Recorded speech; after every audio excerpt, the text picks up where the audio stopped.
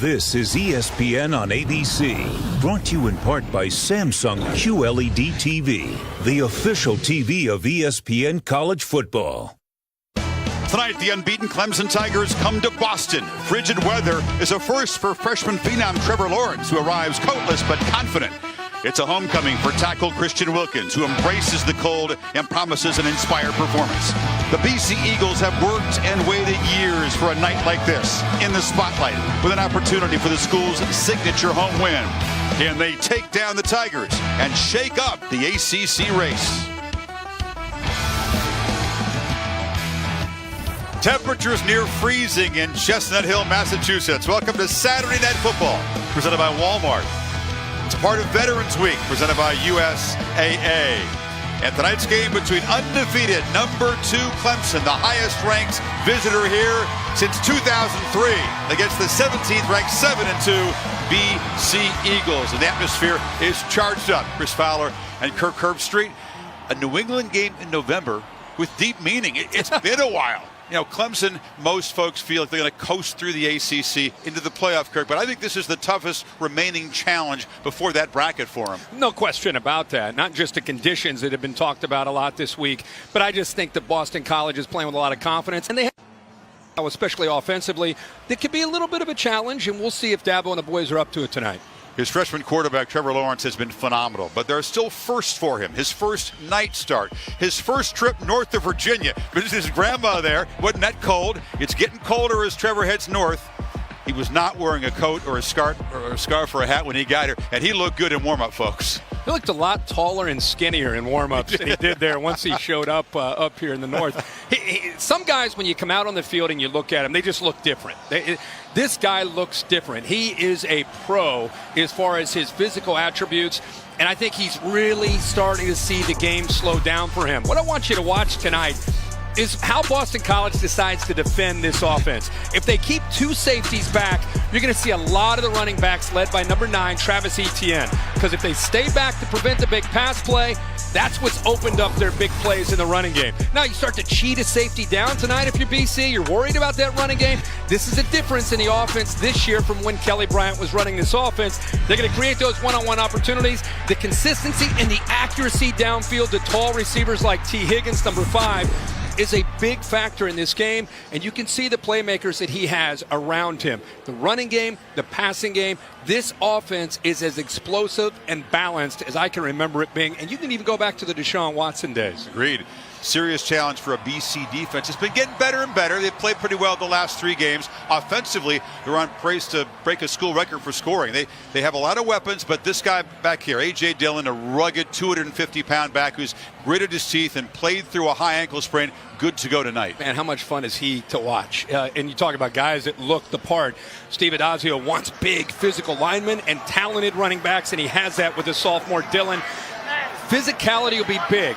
If they're going to compete tonight, they've got to establish the running game, and Anthony Brown, the quarterback, has got to make some plays with his legs, and he's got to make some plays with play action, because you can't go 70 yards in 12 plays against the Clemson defense with A.J. Dillon alone. He's a big factor. He'll set the offense up, but the quarterback, Anthony Brown's going to have to make plays. Steve Adazio's team stacked with veterans who went through a 3-win season. They waited a long time for this. Adazio says, come out swinging. Hold nothing back, and he'll need all of that and more in a couple breaks from Clemson, but he's confident, and his team is too. He should. I mean, and almost you have nothing to lose mentality. A lot of the people nationally that are watching this game, there's no way BC can win this game. They've embraced that instead of hiding from it, and they're going to take some chances and have some fun tonight. If they pull the upset and shake up the championship chase, they gain control of their destiny in the ACC Atlantic. The Tigers can clinch a division for a 4th straight year if they get the victory. It's coming up, the Tigers and the Eagles from Chestnut Hill. The Nissan pregame rush is next, after this message and a word from our ABC stations.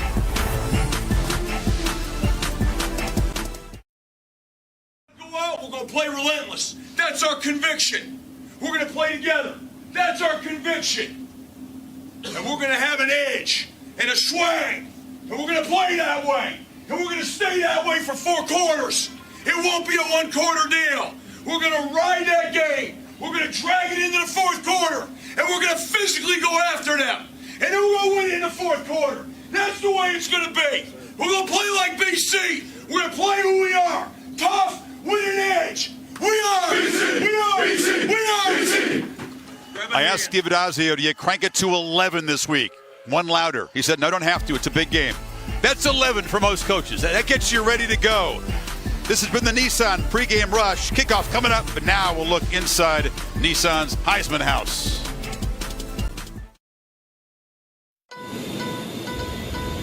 You can't be faint of heart in this one now. There you go. We're off to Chestnut Hill this week. It's going to be cold up there. It's going to be cold. A.J. Dillon is one of the more physical backs in the country. We've been waiting for this moment. Right now, we kind of control our own destiny. Dillon, end zone. Oh, mercy. Lasers next. 30 seconds, everybody. We don't run from our opponents. Clemson wasn't just a good team last year or the year before. It's a very strong program. Trevor Lawrence, they could not ignore his physical skill set. Out the middle he goes. ETN explodes. Lawrence another deep strike and a touchdown. They've been kicking ass, taking names. You have to win the physical matchups. Everyone has a great plan to win until they get hit in the face. Yeah, there we go. I like that. We love to hit. 5. Here we go. 3, 2, 1. New England weather. Welcome back to this presentation of the ACC on ESPN. Clemson has been on a demolition mission. They have been destroying ACC foes 240-36 since the scare at home against Syracuse. BC trying to summon all this energy and pull a big upset tonight. Maria Taylor on the field with Dabo Swinney. Maria? Thanks, Chris. All right, Coach, you're a win away from clinching the division. How did you describe the importance of this game to your team before taking the field? Biggest game of the year. You know, it's the one we're playing. And if we can take care of business, they'll hand you a trophy. So just trying to be great in the moment. We know that BC likes to play physical and with a chip on their shoulder. What's the biggest challenge facing your team tonight? Just be who we are. You know, it's not about BC. It's about Clemson. Just be who we are. Play Clemson football. We'll be fine. All right, thanks. Thank you. Winners of 52 of the last 55 games. Dabo Swinney. Steve Adazio, tough guy, New England roots. You heard this speech. That didn't get you ready. If you're an Eagle, nothing will, huh? That'll get you ready to cover a kickoff. BC won the toss and deferred. They will kick it off. This is Danny Longman to boot it away. It'll be an interesting evening for the special teams. Swirling wind, temperatures high 30s and dropping. Darian Kendrick. And the young guy weaves his way through the coverage team. Very elusive and knocked out just short of the 30-yard line. We talked about the Tigers steamroll. They ran over Wake Forest 63-3. NC State came in unbeaten and got flattened. Florida State, they beat them by 7 touchdowns in Tallahassee. And then Louisville. Everyone's running over Louisville, but it was ridiculous. 77 points, could have been even worse. So here comes Trevor Lawrence. Again, never quarterbacked in the cold before, never started a night game before, but he is wise beyond his years with freaky arm talent. Travis Etienne, Louisiana native, motions into the left of the quarterback, and the Eagles crowd the line. It's a rare keeper for the big 6'6" quarterback, and a nice first down gain. Offensive line, Hyatt, more snaps than any player in Clemson history over there, left tackle. Yeah, Hyatt is the leader up front, and say veteran group, some guys that have played a lot of football. T. Higgins gives him a matchup. Hunter Renfrow, guy that's played a lot of ball. Love to see 3. Amari Rodgers get some one-on-one opportunities as well, and of course to back Travis Etienne, one of the best in the country. Lawrence got 4 yards on the keeper, and now Etienne, his first carry running right. He's strong and slippery, and he's got a first down at the 40. Allen, Carafa, Smith, and Ray all came in together. It's an outstanding front. Strahan's leading tackler. Strahan and Richardson give them experience and guys that can fly around. Torres does a nice job jumping routes. Cheever's 5 interceptions. These corners have their hands full against these Clemson tall receivers.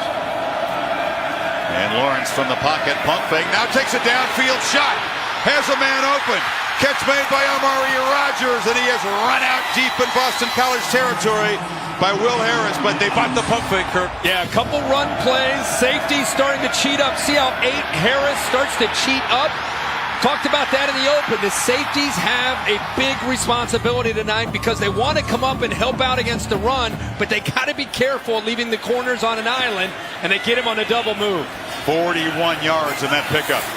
Etienne, over 1,000 yards on the last carry for the season, down inside the 15. I mean, this is the opening drive of the game. I love how Dabo Sweeney told Maria, we're worried about Clemson. We're not worried about BC. We're going to play our game and our ball. And here's 4 plays into the game. They've already moved 57 yards, and they're already into the red zone by just doing their style of offense and running their game.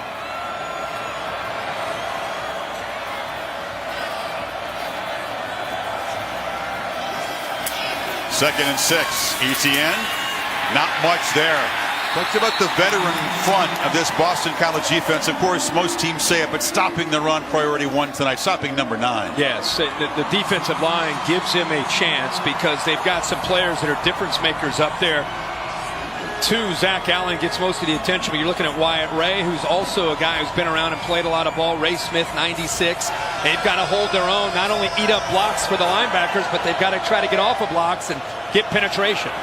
Well, they've got Clemson to 3rd down. They need 4. Eagles showing pressure. They back out of it. And Lawrence from the pocket looked a little confused there, Kirk, by the late wrinkle by Boston College. It's 4th down. Yeah, good catch, Chris. They ended up going to try to disguise. Remember, as good as Trevor Lawrence is, he is still a freshman. Late movement. They bring a corner blitz there that surprised him with Cheevers. The movement there by Harris also 8. And at the last second, I don't think he even felt the blitz from the corner, Cheevers, until it was too late. Good job of disguising and waiting by Jim Reed, the defensive coordinator from Boston College. That's a win for the BC defense, isn't it? A field goal attempt from Greg Hugel. 5 of 6 inside 40 yards. This from 29, and he drives it right through. So Clemson takes it 59 yards in less than 3 minutes, but has to settle for 3. First BC possession coming up. Hello, I'm Chief Warrant Officer 3, Jay Rosado, here from Taji, Iraq. I want to wish Clemson Tigers best of luck against Boston College. Go Tigers, beat BC. We salute their service on Veterans Week, and there'll be folks representing BC and Clemson we'll hear from throughout the evening.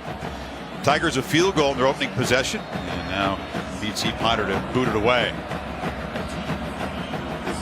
Ben Kleins and Michael Walker are back deep. And this is Walker who will leave it there. Boston College has the 2nd most experienced offensive line after Wisconsin. Nasty personality, serious challenge for those guys tonight. Yeah, the right guard, 75 Lindstrom, has to set the tone against a really talented Clemson defensive line. Jeff Smith can do a lot of things, very, very fast. A.J. Dillon sets the tone. We talked about him in the open, and you will see up to 6 different tight ends, but 89, Sweeney, is the leader of the bunch. Anthony Brown's a sophomore from New Jersey. He's a capable runner.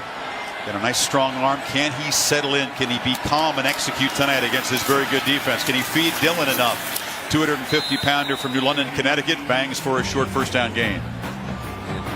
Clemson's heard for a week how physical Boston College is and how physical A.J. Dillon is.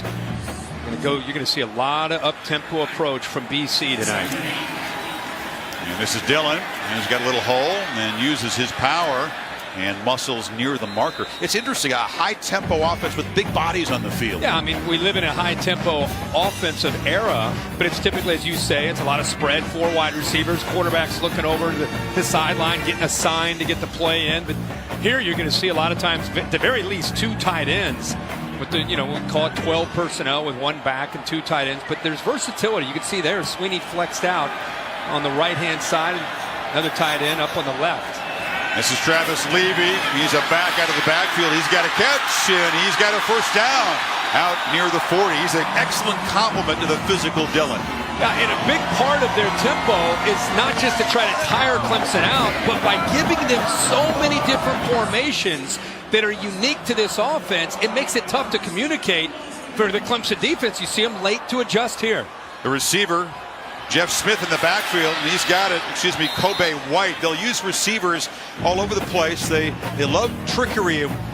I don't think it's going to be too long before Leffler tries something tonight. Yeah, of course he will. He's got some receivers. A lot of them played high school quarterback. They can throw the football around. We've seen that already this season, especially with Jeff Smith. So Smith in motion. It's play action, and they flip it short to one of those many tight ends. They have a bunch of dudes who are 6'3", 250. They're out of a factory. Garab Idrisi makes that catch. You're right. They're kind of interchangeable as far as their height and their weight. And my point about the size of these tight ends and the tempo, look at the Clemson players. You'll see a lot of them looking over to Brent Venables trying to get the call. And that's why BC is trying to go fast with a variety of formations, trying to get them to miscommunicate. It's working. Third down has been a mighty struggle for this Boston College offense as a timeout called before the snap. But BC, even the games they've won, Kirk, it's been tough on third down. They know against this defense, they're not going to make a living converting these third and longs. Now, this communication is a big factor right now for Clemson and Brent Venables. This is what I was talking about. You can see the guys looking around. There are a lot of linebackers looking over. They're trying to get the call. But what you have is 10 players on the field. The reason Farrell is out there trying to get the timeout and eventually comes from the sideline from Dabo is he recognized Dexter Lawrence had gone off the field. So just in the early part, Brent Venables just trying to settle everybody down. It's one thing to rep it during the week. You get out here, BC's going fast, and they're giving you a variety of formations. Guys' heads are spinning right now, and they just need to maybe simplify and just kind of slow things down for these players because they're having a tough time adjusting to that tempo. You know how much he loves to make the last adjustment. That may be difficult tonight, huh? Yeah, that's his style. He loves to wait to see what you're finally in, and then get that last second call in, and that's a big part of the reason BC is trying to counter that with their approach tonight. Travis Levy is the back on third and about 9.5. Two tight ends. Flex to the left. Brown. Pressure. Wilkins after him. And the Massachusetts native who's got 80 tickets tonight for friends and family. It's got to be a record number. Instant impact. He is a handful. He'll start on the inside and work his way around. He and Bryant kind of do a little bit of an stunt, a twist.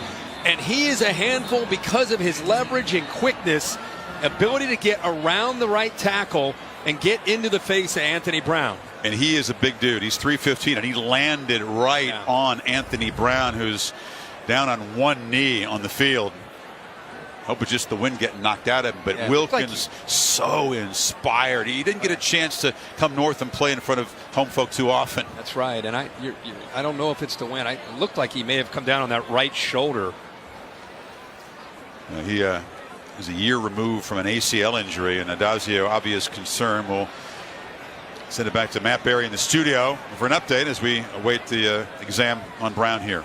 Okay, Chris, time for a Dr. Pepper Championship Drive update. Georgia in one between the hedges tonight against Auburn until Jake Fromm finds Tyler Simmons for the touchdown. Dogs back on top, 13-10, 2 minutes before the half. Chris Kirk, back to you. We see E.J. Perry, who's a sophomore from here in Massachusetts, taking snaps, the backup quarterback. And Kirk Brown has not moved as the athletic trainers and doctors surround him. Another look at the impact as Wilkins came down on top of him. Yeah, he kind of twists his body, but all of that weight and momentum coming down on Anthony Brown.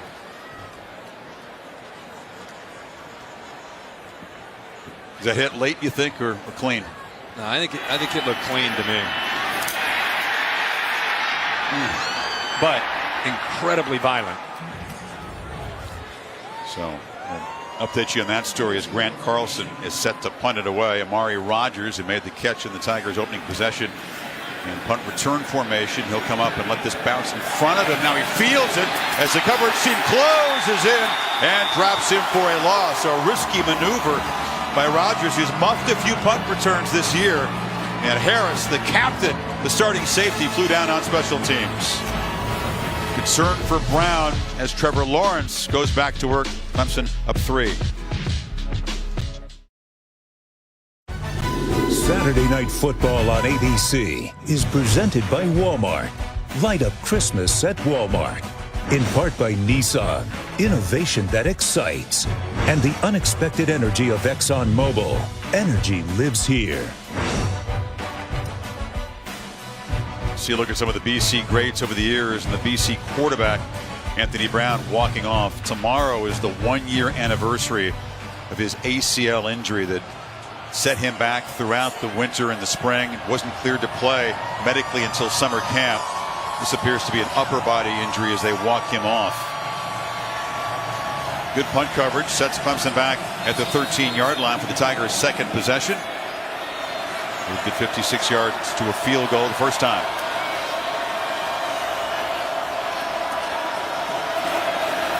Lawrence has a clean pocket and delivers far side, and this is Hunter Renfrow, a veteran senior.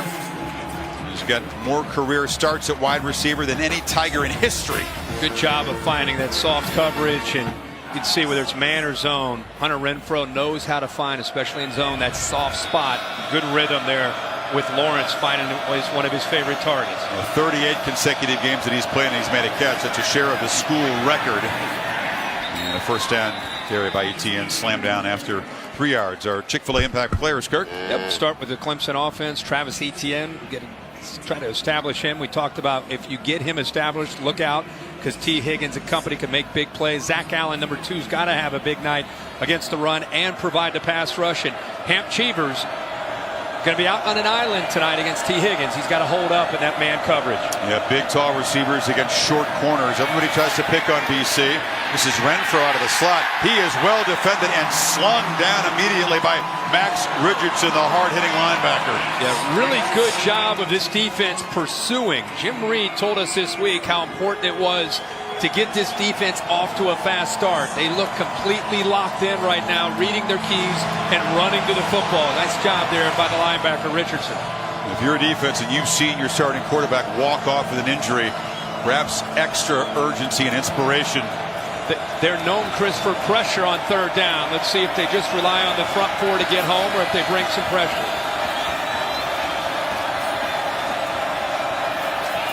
Well, they got off the mark quickly, so it's a free play for Lawrence, who loses the football.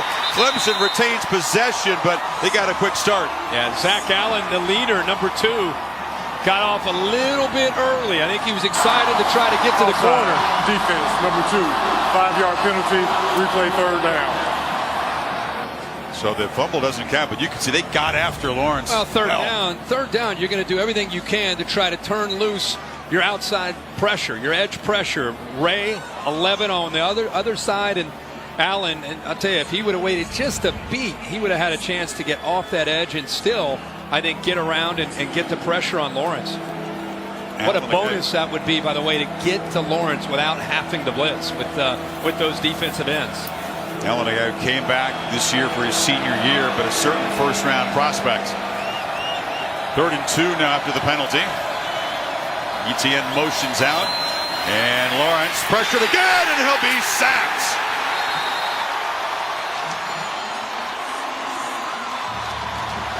Will Harris came on the blitz. Well, they took a chance here on third down. They brought Harris late. Lawrence doesn't see him. It's the second time they've done a good job of bringing blitzes. You can see in the background official waving the play off. We have a flag on the field. But a second time they've waited to the last second, disguising the blitz and trying to get pressure on Lawrence. So the sack doesn't count. They'll move it back 5 yards to be another third down, back to the original spot.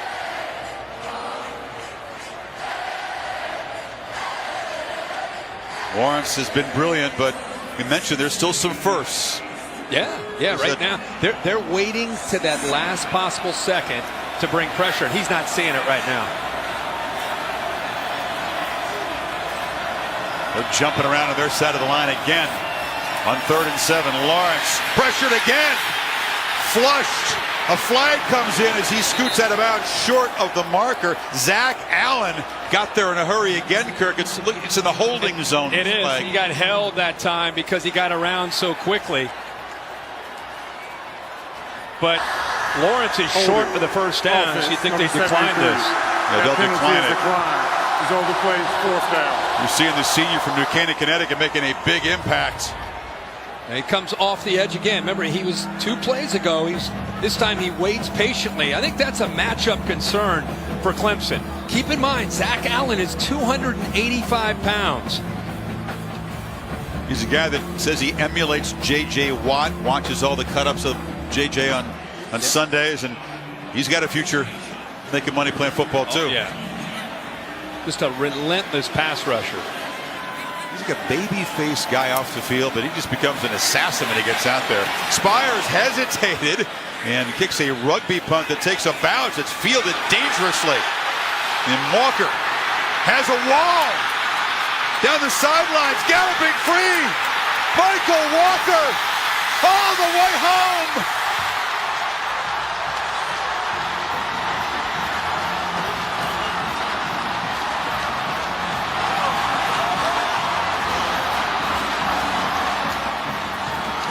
Huge risk, Kirk, and a massive reward. I thought it was gutsy to even field it. I know. I think the ball snuck up at him. I thought it might have even hit a Clemson player that was downfield covering. But because the ball, the way it skipped in a very unusual way. I thought it may have hit 18, right? There it did. In fact, did hit him. And that's what surprised me, that he was able to secure the ball. He had no interest until all of a sudden, boom, the ball bounces off of him and into the hands of Walker. That is his first career touchdown as a returner. And he's returned a couple hundred punts and kickoffs waiting for that moment. And a special teams play as electrified Boston College. Michael Walker puts the Eagles on top 7-3.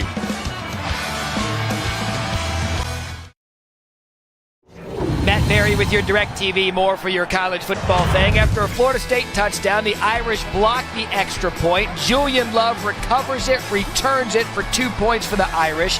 Dexter Williams has just added a touchdown. It's 25-6 Notre Dame in the second. Chris and Kirk, back to you. All right, Matt, thank you. So Michael Walker, the senior who has seen his role as a receiver kind of shrink in recent years, makes a huge impact as a returner.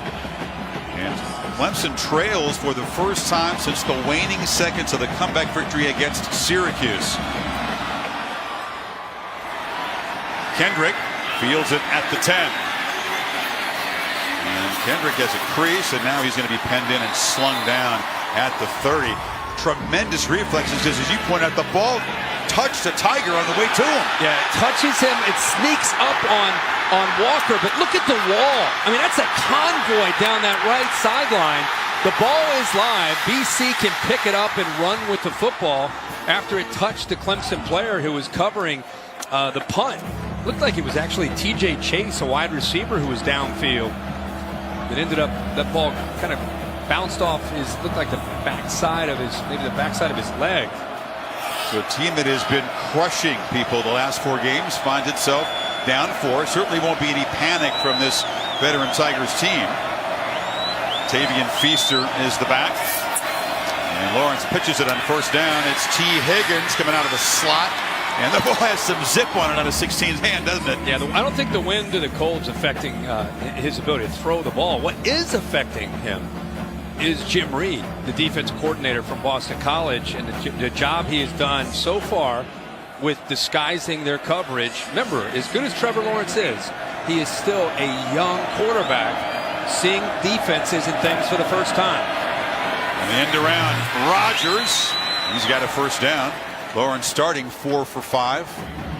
And remember, when they were on the road at Texas A&M early in the year, they had Kelly Bryant. They had a veteran who'd kind of been in these kind of atmospheres, and this is probably the first time that, at least early in this game, they've been tested since that game, and it's Trevor Lawrence's show now. And Lawrence gets it out wide to Renfro, who's going to be slammed down after a short gain. That's a good point. At A&M, it was Kelly Bryant that engineered the comeback. And then, of course, after Lawrence got knocked out against Syracuse, it was Chase Bryce who was the hero. Exactly. I love this physicality. Watch Torres, 24. He pushes Ross, the freshman receiver, back. And by doing that, it allows the defense to rally to the football. And again, the way he did that sends a message.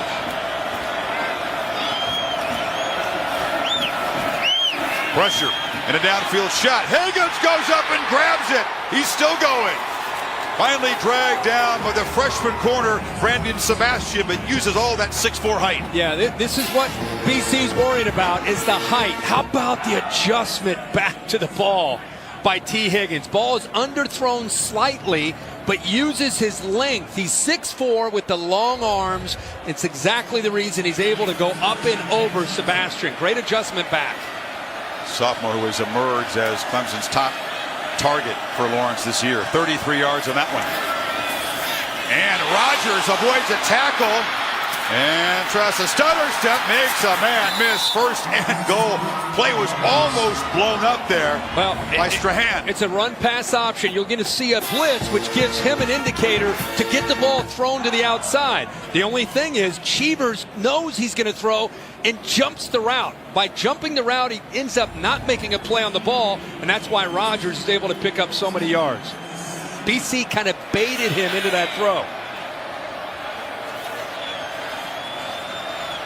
They check the sidelines to make adjustments. Plenty of time on the play clock. So 2 possessions. Twice Clemson has threatened. Can they find the end zone this time? Keeper. Lawrence. He's a good runner, but not quite sudden enough to outrun the safety Dennis that time. I tell you, this Boston College defense, they may be limited in some certain spots athletically, but they are incredibly well prepared.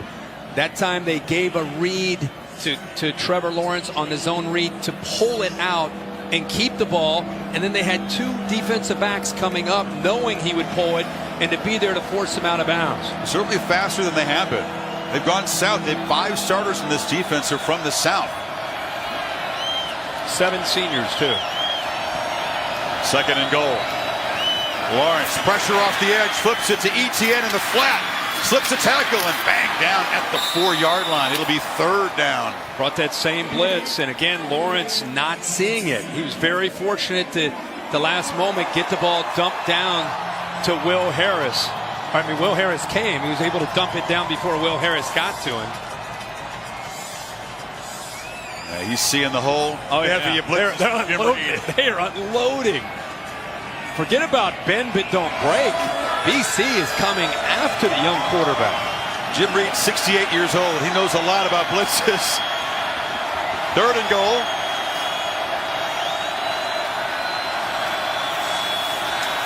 Etienne patiently picks his way, but he's not going to get there. Knocked down at the 2, and now Dabble has a decision.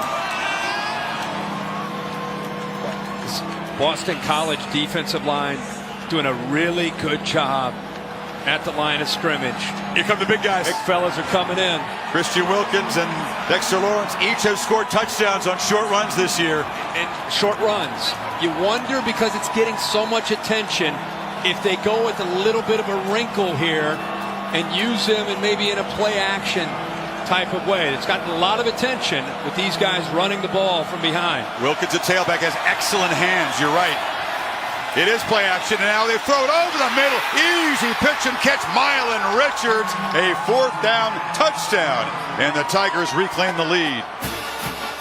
It just has gotten so much attention that look at BC attacking it, anticipating that they're going to run with the big fellas. Great job of being ahead of that by thinking ahead by the offensive staff.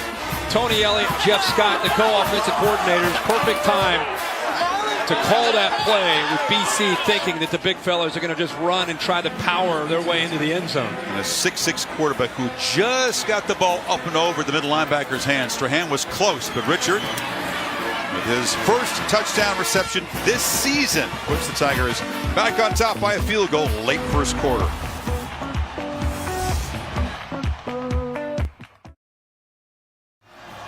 Taco Bell continues to celebrate student sections and passionate fans like these Eagles by awarding the best student section of the year. Go to ESPN.com/Taco Bell to see if your team made the rankings this week and see how your school can compete.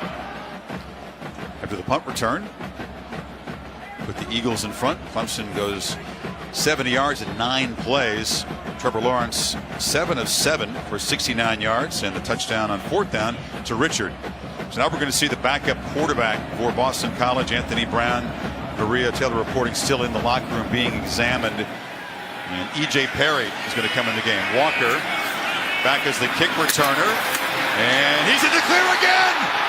There's a flag down as Walker is bumped out near midfield. The flag back inside the 20. But Walker providing a second electric moment. This apparently is not going to count. I think we've got a block in the back, but Dabo Sweeney still fired up. Illegal block in the back on the return team, number 9. 10-yard penalty, first down. It's Kobe White, the receiver, who spoiled his fellow receiver's big return. Yeah, right there, tries to put his hands up to try to say I didn't touch him, but officials on top of it. Gets Simmons, who was coming down really fast. It's not much, but a little bump when a guy's moving forward to push him past the returner is plenty to get a penalty. So Anthony Brown goes out. You mentioned now we're going to get a look at E.J. Perry. Different kind of skill set, a little bit more of a runner, but you can see 15 of 18 for 179 yards when he has had an opportunity to get out on the field. Yeah, which hasn't been in a couple of months. He came in mop-up duty in that big loss to Purdue. He's a pretty good runner. This is a big ask, and they hope Dillon can carry the load for a while. And now Clemson's defense and Brent Venables, remember, they've had a hard time with that up-tempo, trying to get lined up, trying to get the right call in. Now they go into pin the ears back mode and go after A.J. Dillon, try to get this inexperienced quarterback to a 3rd and 8, 3rd and 10 type of situation. They're really going to go after Dillon now. And he's got the football, and he's got some blocks on the edge, and Dillon knocked down. Nice open field tackle by Kayvon Wallace, just short of the marker. Montero, the left tackle, picked up a really nice block, allowed him to get out on the perimeter. Gives him a chance here on 3rd down and short. Still playing tempo, Kirk, with the backup quarterback, and Dillon's got it, and he's going to be dragged down. Nothing doing there. Stopped short of the first down. Big old Dexter Lawrence. How about Dexter Lawrence? I mean, you talk to Mel Kiper and other people when it comes to evaluating players that could be eligible for the draft. 90 there makes a great play. He's able to split two offensive linemen. Get into the backfield to keep them short of the first down. You know how many missed tackles Lawrence has this year? They have him for 0 missed tackles. Big strong hands. Yes, indeed. End of the first quarter. 10-7 Clemson. Back after this message and a word from your local ABC station. The massive 82-inch Samsung QLED TV. You can't look away.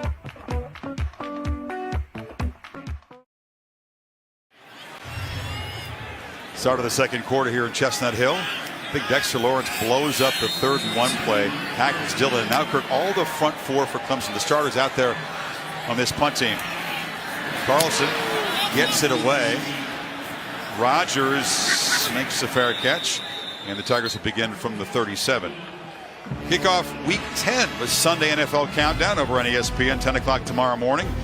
One-on-one with Aaron Donald, NFL's best defensive player, sharing his secrets, sacking a quarterback, former Pitt Panther. Plus 9 months after the Super Bowl, the stories of a magical night in Philly that has filled the city's maternity wards with babies named Nick, Carson, and even Lily.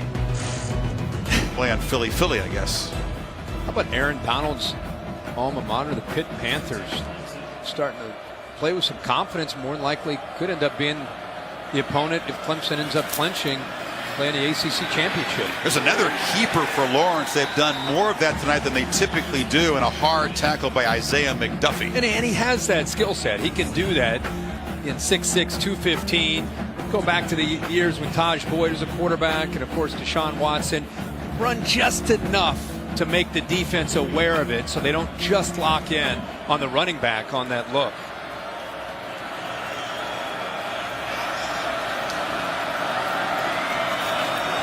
2nd and 8. Lawrence play action, flips it into the bench. There was nobody there. Higgins was well covered that time, and Allen was in his face again. Yeah, the combination of really good coverage by Sebastian, number 10, against Higgins, along with the defensive line doing their job of getting in there and getting pressure. Hey, Zach Allen is having a heck of a first half tonight for BC. Let's see if he's able to make a play here on 3rd down. Tigers yet to convert on third, 0 for 3. He's in the starting blocks, isn't he? Yeah.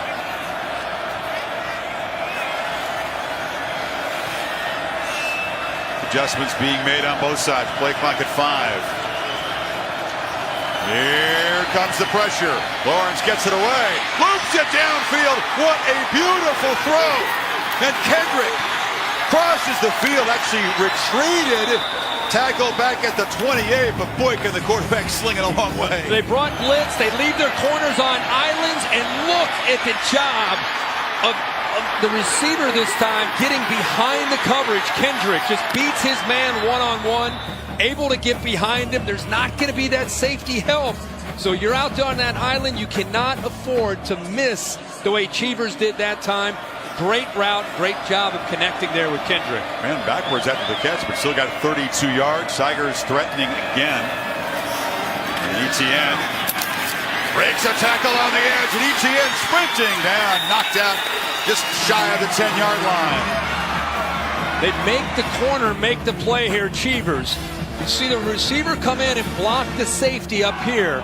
By blocking the safety, it allows Etienne to make the corner. There's the block on the safety. Now make that corner. Cheevers have to make that one-on-one play. That's a tough thing to do for an undersized corner. Etienne gets the best of him, gets down the field, and picks up more yards. Adam Choice spells him in this first down play.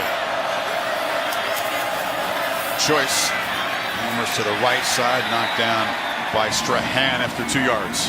This offense is so challenging to defend because they are balanced, but they're also incredibly explosive, running and throwing. So when you're trying to get an extra hat as a safety down to help against Etienne, you're going to leave yourself one-on-one with a quarterback with a big arm and really talented receivers. So you're playing a little bit of a cat and mouse game with Trevor Lawrence and with his Clemson offense, trying to trick them with your looks and disguising your looks.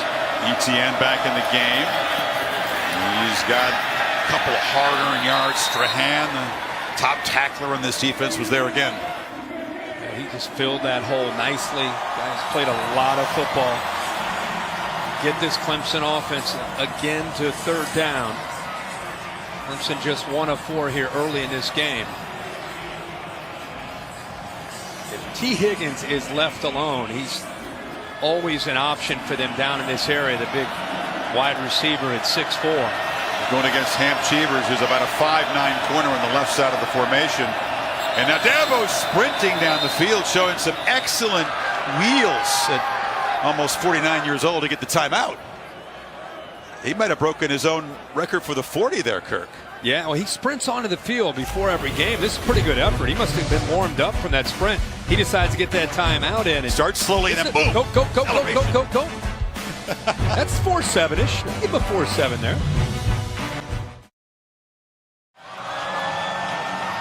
Big third down play. The Eagles starting quarterback Anthony Brown knocked out. They got 23 yards total offense.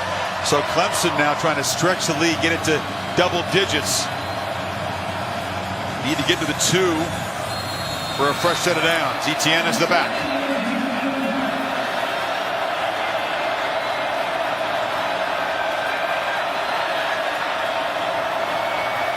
From the pocket, Lawrence surveys and just slings it out of the end zone. Nobody open. Good coverage, pressure again, and it's fourth down. Yeah, that time they did not blitz, didn't come with a late pressure, just rushed 4, sat back and played zone. Everybody covered. Lawrence had nothing to do but just to throw the football away there. BC defense, Kirk, just scrapping and clawing. They're giving up a lot of yards, but finding a way to force field goal attempts. Hugel made a chip shot earlier. This is basically a glorified extra point for a 6-point lead.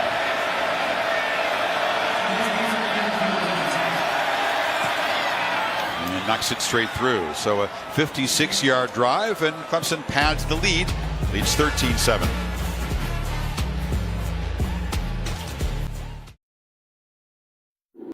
Saturday Night Football, presented by Walmart on ABC, is brought to you by Pacific Life. Experience the power of Pacific. And Goodyear, hard-working tires that deliver blimp-worthy performance.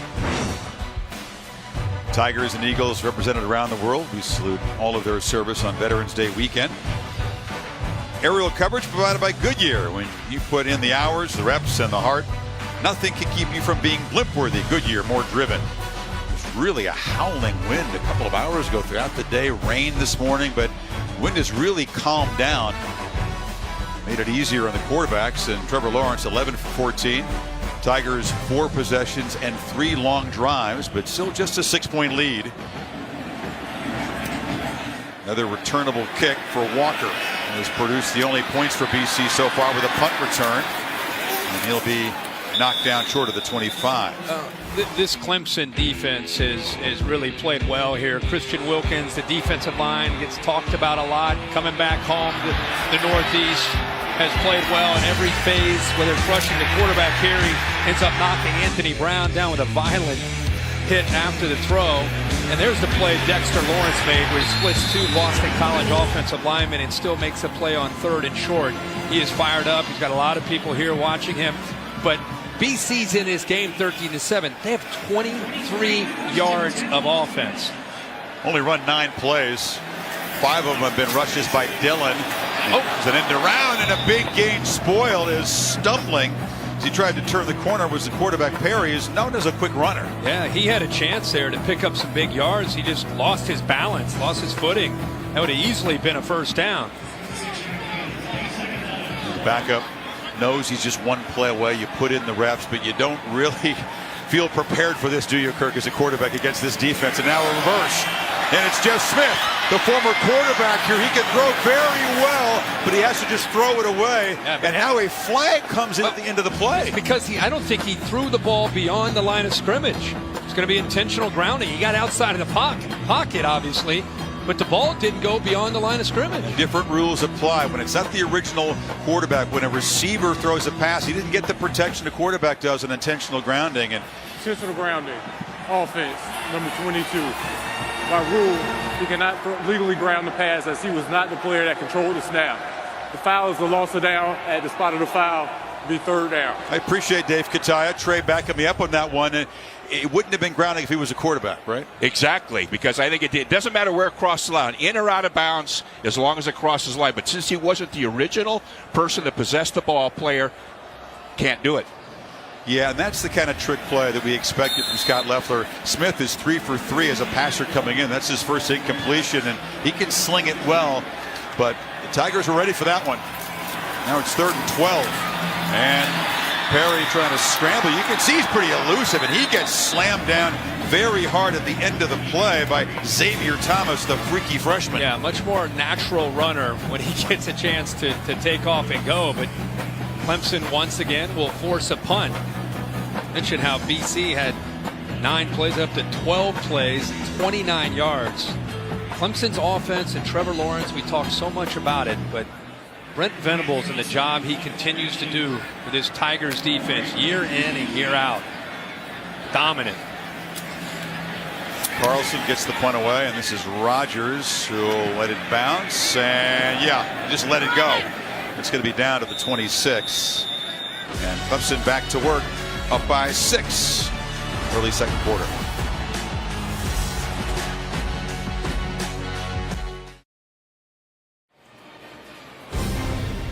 Week 10 of Monday Night Football. Odell Beckham, Saquon Barkley, and the Giants in San Francisco. 2 teams in desperate need of a win. 8:15 on ESPN. You get Tess, Booger, Lisa, Jason Tessitore, whose son John is redshirting as a kicker. Definitely looking in tonight in the West Coast as he does his prep. Wondering how BC is going to generate offense with Anthony Brown knocked out of the game. Travis Etienne tests the left side. Short gain. You come in wanting to work on tempo, wanting to throw caution to the wind, and then Anthony Brown slammed to the ground by Wilkins. And Perry's going to do the best he can, but it feels like first down is going to be hard to come by for Boston College. Yeah, it does feel that way. And I tell you, when you lose a quarterback like that, it puts a lot of pressure on your defense. And the defense up to this point, yeah, you're giving up some yards, but they've really done a good job of locking things down in the red zone. 5 receiver look. They throw it to Renfro. It's a tough job for a linebacker to cover him. Strahan's a good player, but that's a mismatch there. Yeah, in space. It's kind of an option route that they give him, and just it's almost like just playing down and some one-on-one basketball. You just get down, you try to make a move wherever the defender goes. You're going to just try to set him up and go the other way, and gives him a chance here on 3rd and short. In a phone booth, you'd like the linebacker's chance, but he's about 35 pounds against too much space. 3rd and 2. Etienne lined up 7 yards behind the line of scrimmage.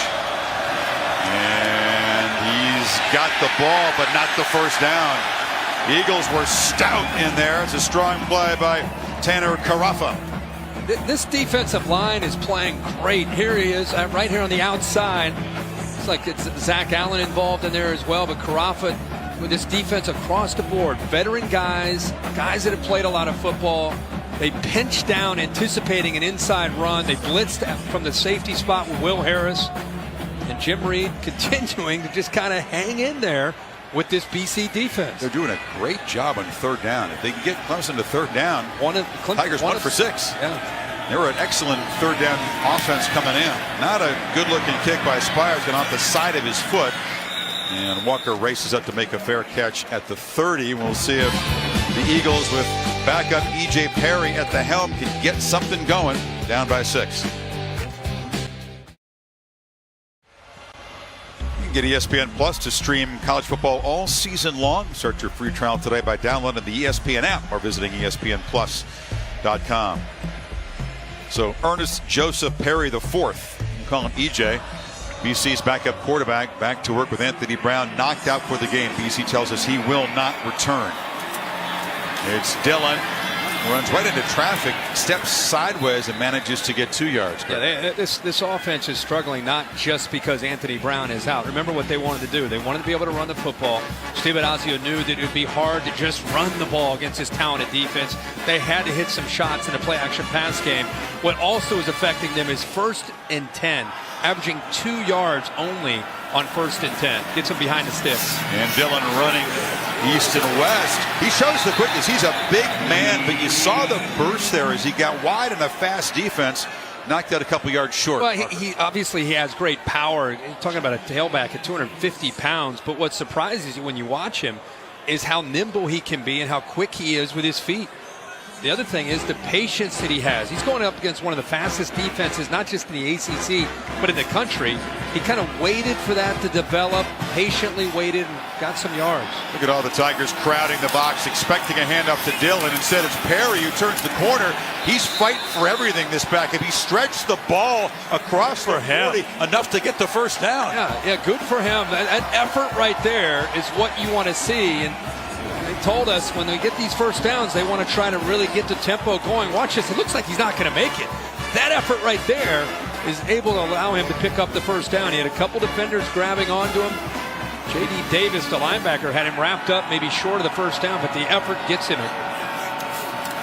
And now play action. Perry under pressure, delivers across the middle. And the catch is made by Kobe White in Tigers territory. Hey, 1st and 10 play action, good call, and Farrell unloads on him. Watch 99. How about that? You're a backup quarterback, haven't played a lot of meaningful snaps, and boom, you get drilled as you throw that ball by one of the best pass rushers in the country, and he throws a dime right on the money. White has the best hands in the team on a cold night, and now the snap is airmailed, and Perry has to chase it down. Still loose, and he'll finally collect it, but way back at the 26-yard line. They lose about 35 on that play. The ball was high, but catchable. I mean, it came back. I mean, that's a snap that, he's got to be able to take in, and then, he was such a hurry to get back there that he almost ends up losing the ball. At this point, they just want to be smart here on 2nd and 3rd down. And officially a 32-yard loss. Just when it seemed like Perry had sparked the offense, wasn't expecting that snap. And now he's going to be knocked down. They're having difficulty doing the simplest thing in football right now. Yeah, that one again. Levy was going in motion. Watch him, the ball almost hits him. They caught a break there. That Perry actually wasn't looking into the secondary, and the ball would have gone by him a second time. What do you have, Coach, on 3rd and 47 against Clemson? I think you cut your losses and you just run the ball here. Or there's a low snap. Pressure again. It's a screen. And Levy was going to be surrounded and hammered as the Eagles continue to move backwards. It got all the way to the Clemson 42 at the beginning of the series, which will end inside their own 20. Yeah, and that was right after the 1st and 10 play action. Great throw, a 32-yard loss, and see how quick they get in there on that screen. That play obviously never really had a chance at all, just more of a safe call to avoid any more disaster. It's like Simmons, Isaiah Simmons, very talented nickelback, outside linebacker, 11, a little dinged up there for the Tigers. Linebacker talked to him this week, just an incredibly freaky athlete. They want him to be a little bit more disciplined. He's not always lined up perfectly, but it's hard to criticize him when he's getting in and making plays all the time. He's one of my favorite guys on their defense. Defensive line gets a lot of attention. You watch the play, you watch the film, and 11 flashes a lot for this defense. Took over for Dorian O'Daniel, who was a great player. Simmons dreamed to be an Olympic medalist in the long jumper as a runner, and now Rodgers is bumped into. It's a muff. The Eagles have the football. He's claiming he was hit before the ball got there. There's no flag for kick catch interference. Torres got down there and bumped into him. I can't believe there's not a flag. They're talking about this. Torres. He was on the field that the punt was muffed and recovered by the kicking team. Be first down for Boston College. He signaled fair catch, and an Eagle ran right in front of him. Let's get Dave Katai in there to see if that was enough to constitute a penalty, which wasn't thrown, Dave. Oh, wow. Well, it is a foul. He contacted him. The only way out of that if he was blocked into him. Now watch the little push there. That's not a block enough. Right there's the contact. Fair catch signal's immaterial. You have to give him room to catch it. Should have been a foul. And this is not reviewable. No, it's not, and Dabo Swinney wants to vent anyway. Rodgers has difficulty fielding punts. He's muffed a few this year, but you can't put that one on him. No, I'm shocked there wasn't a call. I mean, Torres hustled down, but he did get a little bit of a push, but that was not enough. It could be considered a block. And Torres was right in the way of Rodgers as he was trying to handle the punt. He muffed one against Syracuse that set up an orange touchdown in that game. Was a big moment in the narrow escape for the Tigers. The ruling on the field is that the punt was muffed and recovered by the kicking team. Replay is initiating a review of the play. Previous play is under review. So Joe Ryder is going to look and see if he had control of the ball, right? Therefore, which would make it dead, right? Not the foul, not what we thought could have been a penalty, but whether or not he had his foot in bounds when he had possession of the ball. There was a little bobble there after he picked up the football. There's a little bit of a bobble. I think his right foot was planted though when he picked up the ball. Dave, what did you see on that replay? What I'm seeing here is he's got possession. Okay, he's got control. To me, he has possession. I don't see anything that would change that part of the call on the field. That part's reviewable. What isn't reviewable is the foul, which you think should have been thrown. Clearly, I think so. There was contact. That contact, in my opinion, was not severe enough or did not cause the contact with the receiver catching the ball. The angle from behind him, you can't see if the bobble is happening, but Joe Ryder is the replay official for this ACC crew checking it out. Dabo Swinney, though, is just hot. He feels that Rodgers was interfered with. What do you do with a 4th and 49? I guess you punt it away and hope they muff it. Think about this now. They had the big return for a touchdown, and now maybe catch this break. On the field stands. Yeah. There wasn't anything based on the review there that could overturn that.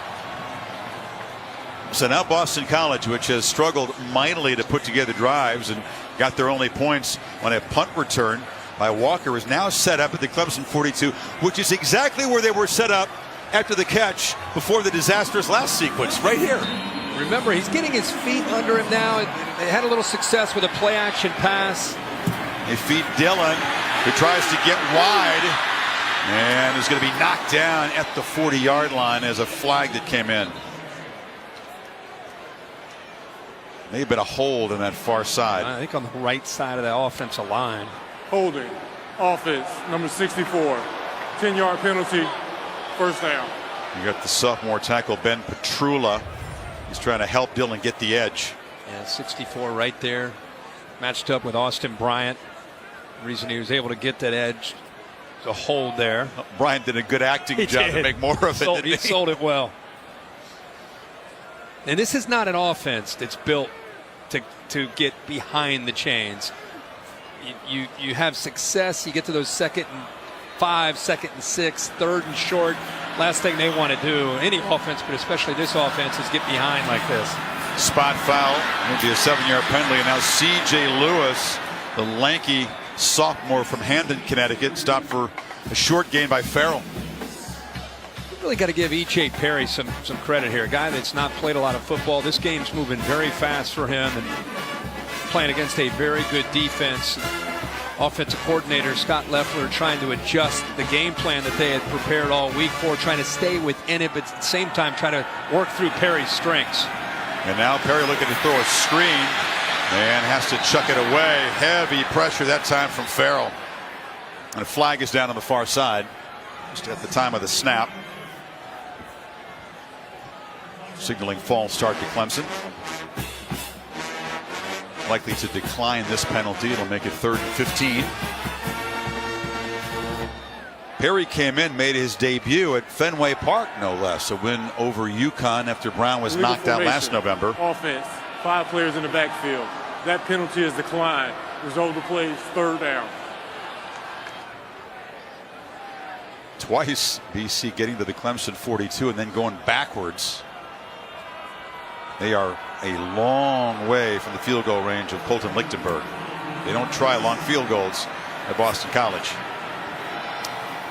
Here comes the 4-man rush. Perry steps up and delivers.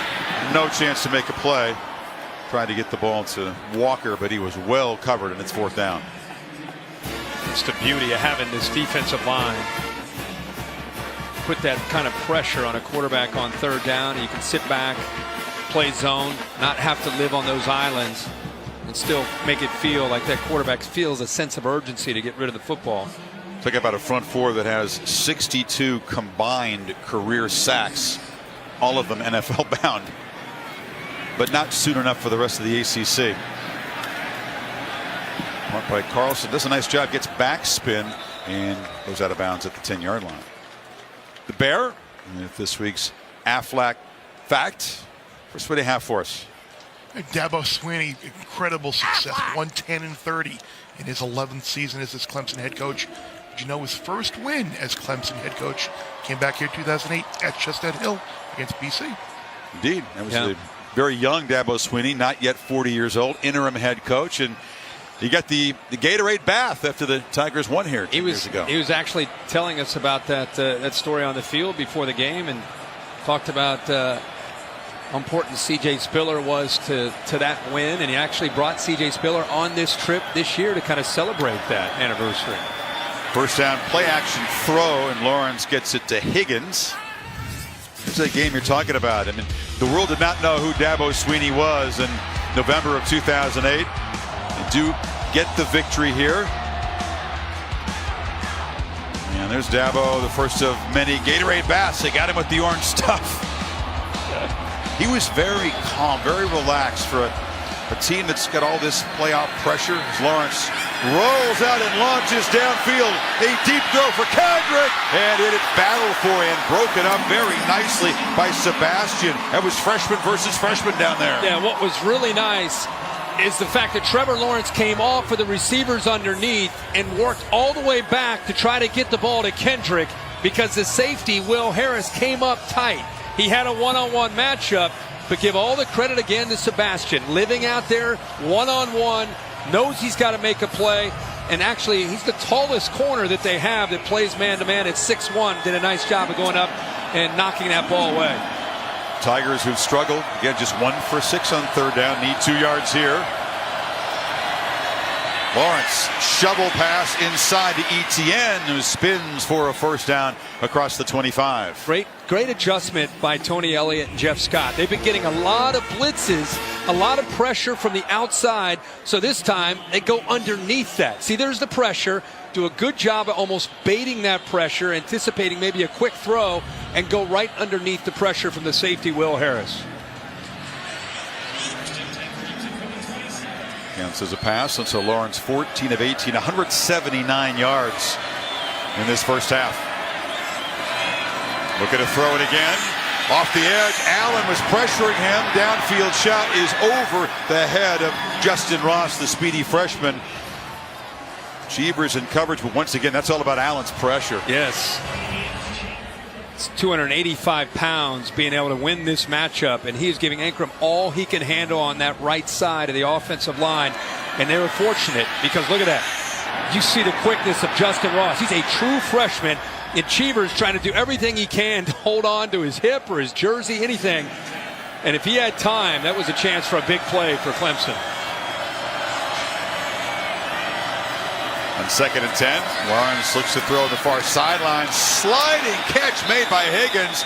Back shoulder throw and an acrobatic grab at the 40. First down. You know, Jeff Scott, who works as a co-offensive coordinator and works with the wide receivers, says that this group is maybe the area that has improved the most from where they were last year. Just a mature group, very serious about their preparation, and obviously have tremendous skill. Throws a back shoulder, loses his footing, but still the focus to be able to make that catch. Well, you look at T. Higgins, Justin Ross, go all the way around this group. It's a talented group. Mitch Hyatt, their best offensive lineman, left tackle, is out, so a true freshman, Jackson Carman, is in the ball game. And Lawrence, another downfield shot. Higgins over his fingertips. The play was there to be made. Dennis was trailing the receiver.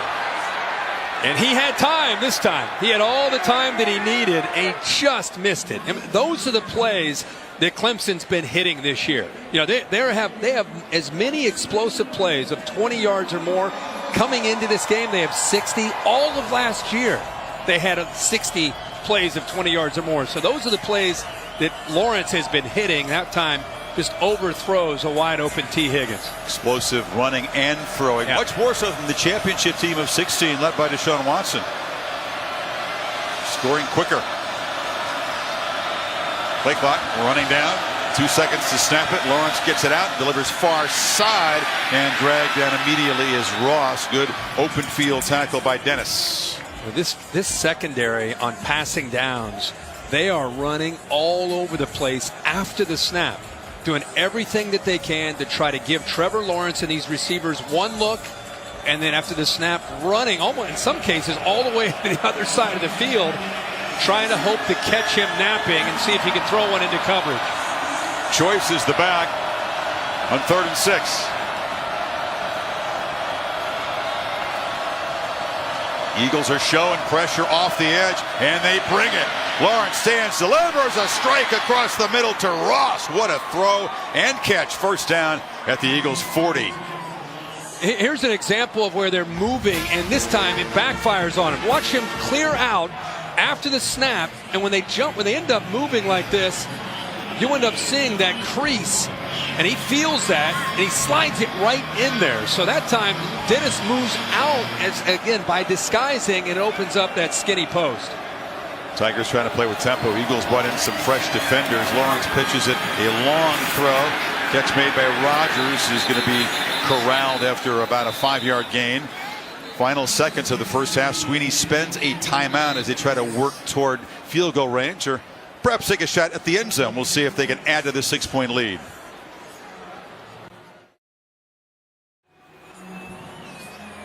"18 seconds from the Capital One halftime report with Kevin Negandhi, Mac Brown, and Jonathan Vilma. Update you on what's going on around the country. LSU in front. LSU over Arkansas tonight. Irish were hammering the Seminoles, which everyone's been doing this season. No more timeouts for Clemson, Kirk, so it's going to be difficult for them to run the field goal team out if they get tackled in bounds. A first down, of course, would stop it momentarily. They could get up and spike it. Yeah, this is something that Clemson prides themselves on, and they have a quarterback that, even though he's young, has a great amount of poise in these kind of situations. But yeah, first down, fire the ball, kill the clock, and obviously getting out of bounds and what they're trying to do right now. Not yet in field goal range, we don't think, for Greg Hugel.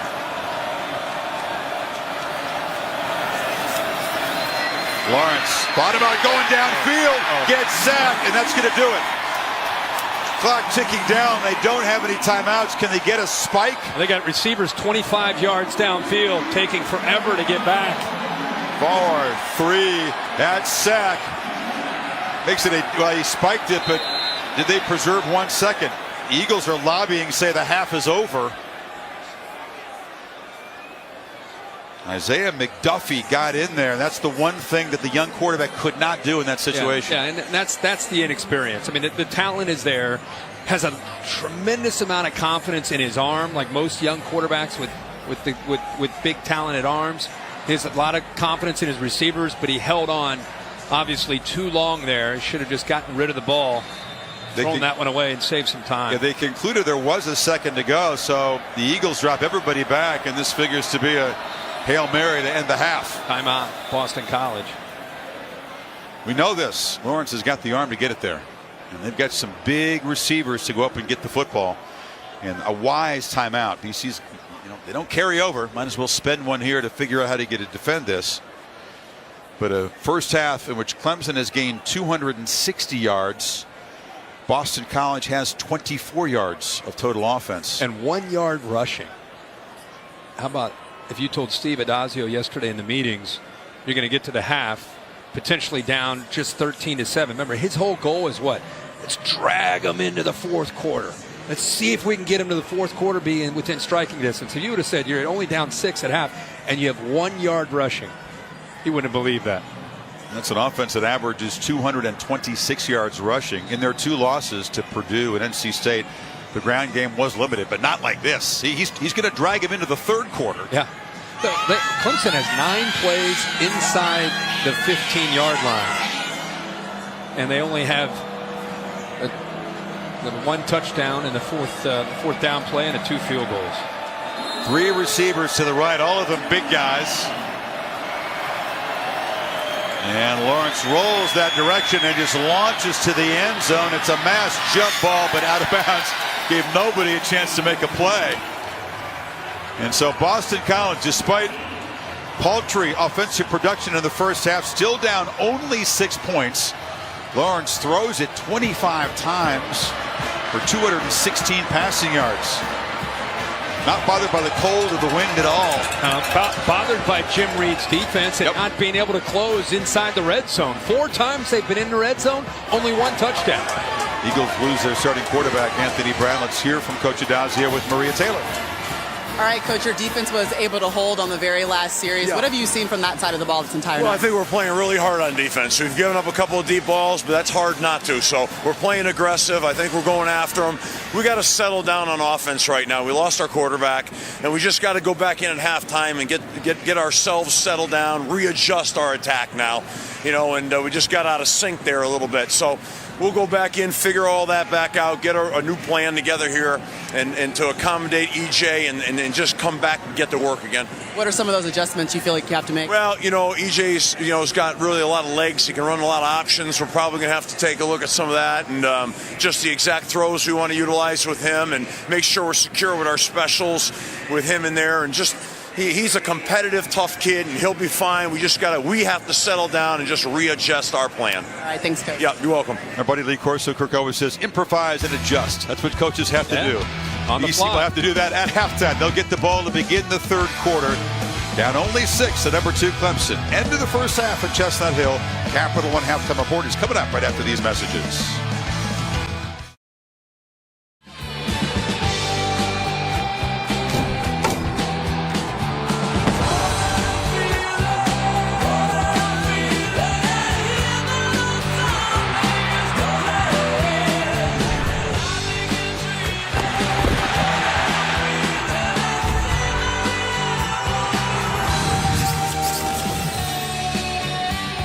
Music of Boston, Kirk. That's taking me back to junior high school. Welcome back to Saturday Night Football, presented by Walmart in this presentation of the ACC on ESPN. Chris, Kirk, and Maria set for the second half. Eagles will get the football down by 6 with the backup quarterback E.J. Perry at the helm. Clemson, of course, can clinch the division title, a spot back in the ACC championship game with a victory. Eagles with the big upset could seize control of their destiny, but some work to do with Anthony Brown out for the rest of the game. Walker sparked him. A punt return for a touchdown in the first half. Takes the kickoff from the 4. Runs straight into him. He's a physical kick returner. And now, what do you do if you're Adazio and Leffler and you got a quarterback that hasn't had a lot of experience and a very tough defense to face? I really loved what he said when he was walking off with Maria. He was very direct. He said, listen, we got to go in at halftime, make some adjustments. He's an option kid. He has great feet. We got to tweak our plan that we built all week for our other quarterback, Anthony Brown, and try to fit it to his skill set. So let's see what adjustments they made here as a staff led by Scott Leffler, the offensive coordinator. Ran just 23 plays in the first half to gain a total of 24 yards. This has been their main weapon. This is a guy that averages 128 yards per game rushing, 4th best in the FBS. But Dillon's been held in check. Yeah, he sure has. As a team, only 4 yards rushing. And you're going to have to mix in some early down play action, but still a heavy dose of A.J. Dillon, obviously a big part of their attack. End around. And Kobe White is just hammered hard. Did you hear the hit by Austin Bryant on the edge? It's a loss. You know, you run that from the right hash into the boundary against this speed. That is a tough ask. Look at this. Christian Wilkins is already there to push White out, and then it's cleaned up by Austin Bryant. Talking about 2 of the best defensive linemen in the country into the boundary. Chase that down in a hurry. I think Kobe White says, I agree with you, Kirk. I didn't love that call there. On 3rd down, it's a short throw, and Dillon is immediately upended. Flying up was A.J. Terrell, the sophomore corner, and Venables' defense gets him off the field 3 and out. He is fired up because of the way his defense played this 3rd down. He goes with zone instead of man, allows his defensive backs and his linebackers to keep their eyes on a quick throw. Remember, E.J. Perry is a guy that wants to get the ball out of his hands on 3rd down pretty quickly, so he calls up the zone, and a great job by Terrell making that play. Opponents converting 28% of their 3rd downs against Venables' defense. Eagles just 2 of 8 tonight. That's a booming punt.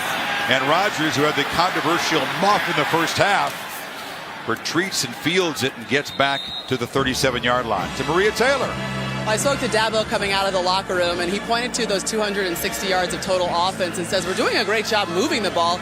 We just have to do better in the red zone and make some of the plays that are there. He referenced the 3 deep balls that he felt as though they should have made, and he also said that they have to find the run here in the second half. Only 44 yards rushing for Clemson. They want to get the run game going a little bit more, and of course, he's very satisfied with his defense right now, guys. Yeah, Maria, it's an offense that in 45 red zone trips has scored 35 touchdowns. Only kicked 6 field goals, but only 1 touchdown in 3 trips tonight. Etienne spins free. Travis Etienne makes a cut, shows the power and the speed, and gets inside the 40. Boy, it does a great job. We got a safety blitz coming right into the face, right here, right into the face of Travis Etienne, and he's able to bounce off of that. That's the difference between Etienne this year as a sophomore with a year of being in that weight room versus being an explosive runner last year, just that big play threat. He's a more complete back. That was a great example of where he's grown. Yep, and he's averaging 6.5 yards in his 10 carries so far tonight. Tigers threatening again, and Lawrence has a clean pocket, zips it across. Renfro makes a cut. Stutter stepping, still alive. Finally dragged down at the 5. Renfro, so many short catches, makes a big play downfield. Look at the cushion and the matchup. Hunter Renfro, who's as quick and has as good a change of direction as any receiver you're going to see, matched up against Will Harris, a safety who's been blitzing, but he's 210 pounds. He's a physical guy. It's a mismatch. Lawrence takes advantage of it. Great route by 13. We've been seeing that for years. Look, I've had 100 conversations with him in his Clemson career. He's closing in at 2,000 career receiving yards, and now keeper, big fella, just waltzes into the end zone. And the Tigers strike quickly with their first possession of the second half. That's a great call. Maury Rodgers on the jet sweep look. They're going to go zone read the in man who collapses down there, McDuffie, and then they walk into the end zone. Let's take a look at the progressive pylon cam. Nice job. Great call, aggressive call there on 1st and 10, and Lawrence reads it perfectly that time as McDuffie collapsed down on the back and he walks into the end zone. Yeah, it's his first career rushing touchdown, but the 32nd touchdown on the ground for this Tigers team, number 2 in the FBS. And the lead gets bigger and the mountain gets higher for the underdog Eagles. 20-7 for the number 2 team.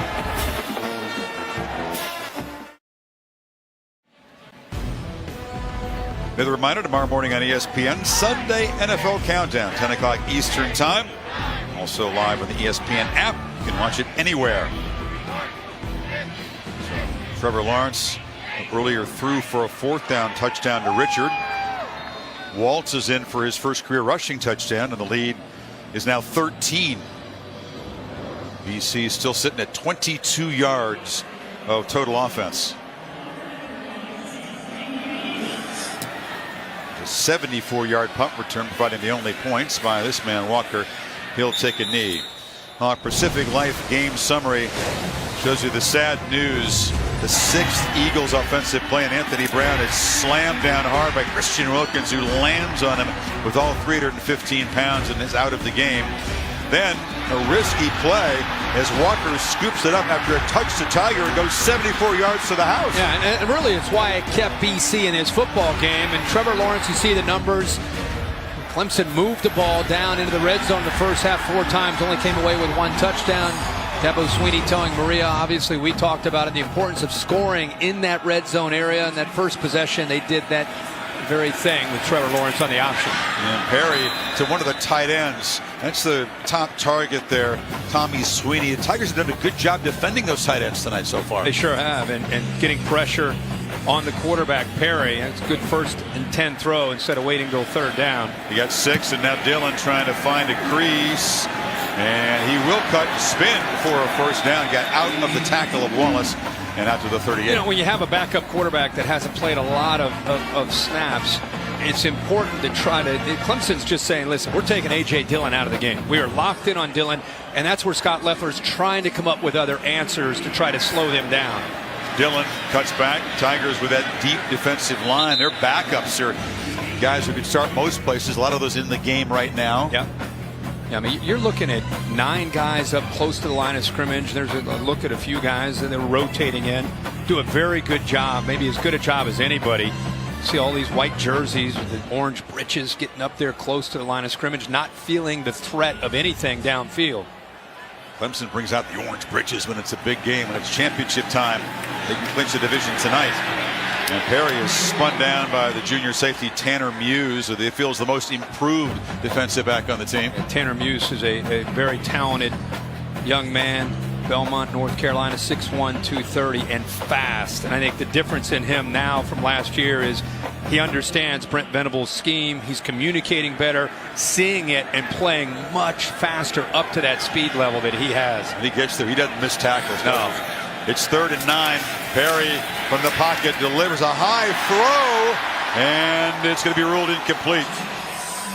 Jeff Smith went up, tried to get a foot down, but I believe it landed on the sideline. He couldn't decide which foot to get down. It was, you know, he's trying to figure out which one could help him try to get that one foot in, and you know that left foot looked like it touched the line before the right foot touched. Let's see. Quite see it from that angle.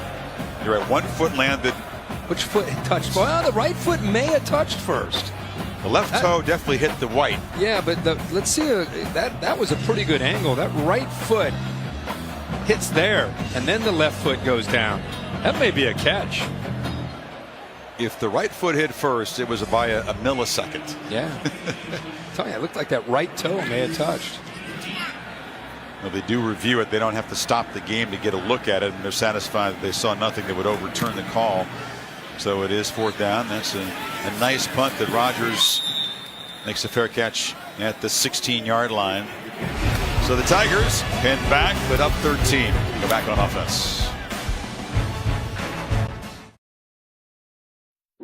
Saturday Night Football, presented by Walmart on ABC, is brought to you by USAA. Join us in saluting our veterans. Go to USAA.com/Veterans Day. Samsung QLED TV, the official TV of ESPN College Football. And the Ford F-Series, built Ford tough, built Ford proud. Aerial coverage brought to you by Goodyear. From the end zone to the uprights, nothing comes between hard work and a goal. Goodyear, more driven. Tigers successful in their first possession of the second half. Back on offense, having allowed just 36 yards total offense to BC now.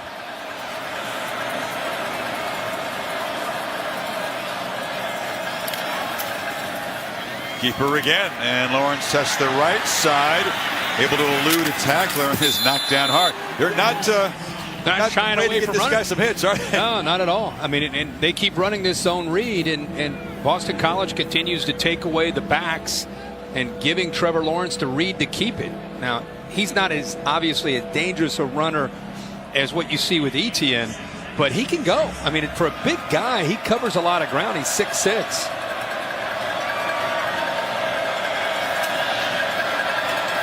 And pump fake, broken up back to the quarterback. He shouldn't have caught it. Allen deflected the pass. Instinct took over, and it's a big loss back inside the 5. First things first, is that's a great play again. Zach Allen's played his tail off tonight, which you'd expect him to do. Instincts, athletic ability, goes up and knocks it down. And there's the inexperience again with Trevor Lawrence. I know it happens fast, but he's just got to knock the ball down. As soon as it comes back to him, he's an athlete. He instinctively catches the ball. He'll learn from this when they watch the film. He just got to knock it down and get the ball back to the original line of scrimmage. Mitch Hyatt, the starting left tackle. Cook still out of the game. Freshman Carmen is in there in left tackle. And this crowd is still energized, still into it. 3rd and 19. They get it out quickly.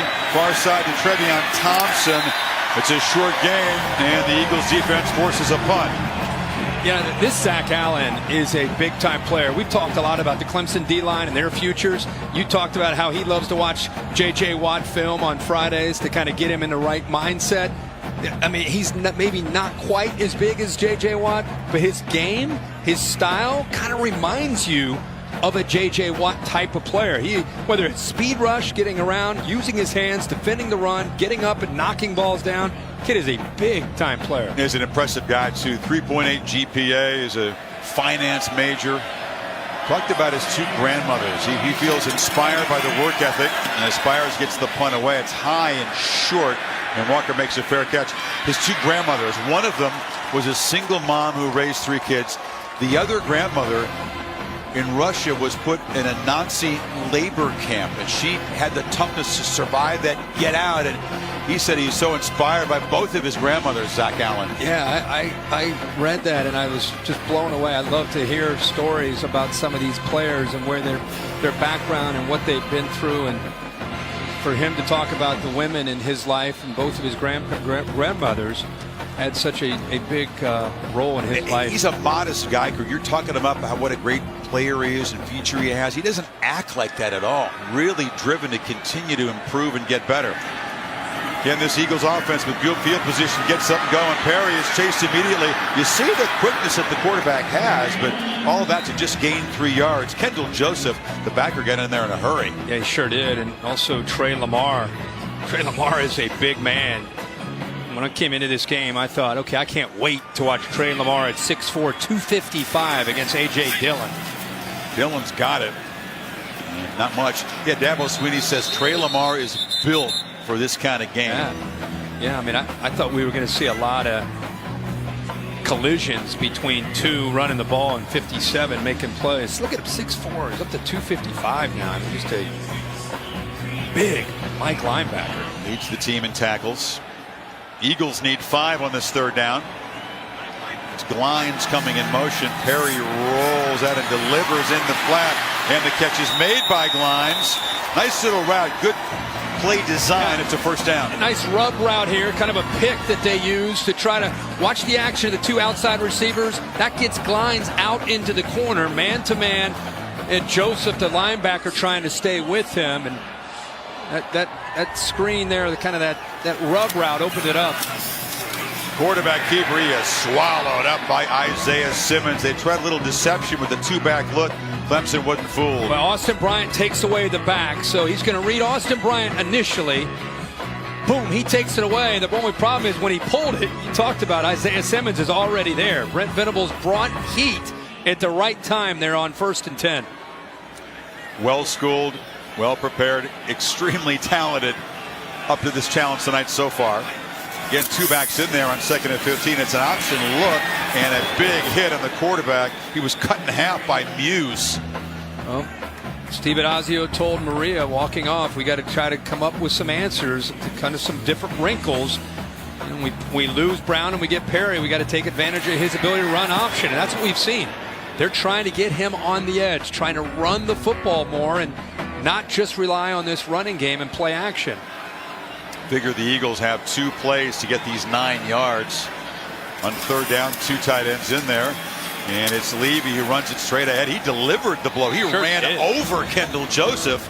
It'll be 4th down, offense on the field. Levy had his best game of his young career last week, 11 carries and 75 yards against Virginia Tech, and he ran a lot of the times like that. I think he showed these coaches a little something, and he's going to get more and more of an opportunity to be the change of the pace to A.J. Dillon. So they go for it on 4th and 4 as expected. Perry looks and delivers, catch made, but not a first down. They have been all over the tight ends. Tommy Sweeney is the leading receiver. Venables says, just like we talked about in practice. I mean, it's exactly how you draw it up. They brought the blitz with Simmons and Joseph, forced him to throw this football short of the first down.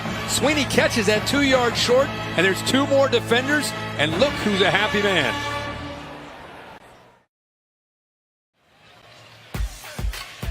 Celebrate Veterans Weekend. You got the powerful Duke Blue Devils against Mike Krzyzewski's alma mater and his former coaching stop, West Point. Duke looks like the Alabama of college basketball. Are you kidding me? It's Zion. I think he's like the Tua of college hoops. So look at that. That's crazy. Dude, Barrett's the freak. I mean, he's unbelievable. Lawrence rolls out and delivers a strike and a nice hands catch by Renfro along the sidelines. How about that seed? How about that seed right there? Just throws an absolute rope. Gets his shoulder turn, rolling to his left, and look at the accuracy on the run. A lot of righties can throw going to the right. I think he throws to his left as well as anybody in the sport. I think he throws to his left and his right pretty good. The ball looks like it's a kid's ball in his hand. I was talking to the coaches. We were talking about the wind and possible rain and it being cold. Everybody made a big deal about it. They said he has huge hands. We're not real concerned about the weather. Feaster spins free, tough running, fresh legs. Now to midfield.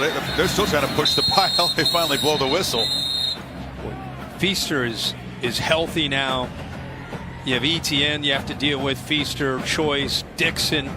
Lynn J. Dixon is a true freshman that they have that they'll rotate in throughout the game, but it's tough enough to deal with ETN, but when you have to deal with a fresh back for 60 minutes in this offense and the throwing of Lawrence with these receivers, that's why this offense is so balanced. They've had great teams, never had a team as deep as this Clemson team is. Feaster that time was chased out of the backfield. Ray Smith, the tackle, got in there. And Allen again. Yeah, and Ray Smith doesn't get talked about as much, but when you talk to the coaches, they get real excited about him. And keep in mind, he's 320, but they talk about his athletic ability for his size. And another guy that probably has a future playing on Sundays. But this defensive line has some talent. Allen continues to make plays that will show up on Mel Kiper's draft tape, speaking of Sundays. 3rd and 5. Eagles rush 3. Lawrence has time and shows the burst, and he slides, but he slid before the marker. And so he is going to be marked down where he began to give himself up, and it's not a first down. Yeah, and where the ball is when he did go into that initial slide is where they're going to spot the ball. It's a rule designed to protect the quarterback. It's really even before where his knee hits. It's where the ball is when he begins to make that slide motion. And that will cost him a first down, and Dabo was hot about that because he saw a chance to chew some more clock and add to this lead. And it was a really good call because of the way this defense has pressured him on 3rd down. Allen, all these guys are trying to get upfield. what a great call, quarterback draw, to be able to just sneak up there and pick up those yards. The slide prevents the first. Get the snap off with 1 on the play clock. Gets a kick high with a lot of backspin, but not exactly what Spires was looking for. Eagles will start from their 21-yard line. Back to Matt for an update. Thank you, Chris. From around the ACC, checking in on Georgia Tech in Miami. And who says Georgia Tech can't throw? Taquan Marshall does just that. 31 yards to Brad Stewart. 27-21 the final. Miami now 5-5 on the season. Chris and Kirk, back to you. Matt filling in. Our good friend Cassidy Hubbard, not in the studio tonight, on maternity leave. So all of us wishing her well. Yeah, absolutely. Eagles, that total offense creeping up to 56 yards now, Kirk, on their 38 plays. Creeping. They fake the reverse and a pitch downfield, a dangerous throw and a nice catch. Adreesi, the tight end, went up to grab it. How about that catch? And there are 2 Clemson defenders there. Simmons was kind of trailing him. Johnson comes over thinking he may have a play on a possible interception. And Adreesi with great focus. Dillon spun down. He pitched it right into double coverage. It's just a great play by the tight end. Yeah, Adreesi, keep in mind, 6'3", 250, goes up. Not only makes the play, but he stays in bounds. Gets both those feet in there. I think you look at all these tight ends. Sweeney, 89, gets most of the attention, but Adreesi definitely shows great skill. And they feel that Hunter Long, the freshman, could be the most talented of the bunch. Play action. Perry fires incomplete. Tried to get it on the far side there to White. It was broken up by Mullen. And the frustrated night continues for A.J. Dillon. We admire his toughness playing through a high ankle sprain, Kirk, but just 3 yards per carry in his 13 rushes. Yeah. 13 carries, 39 yards. This defense without any threat at all of the passing game going downfield.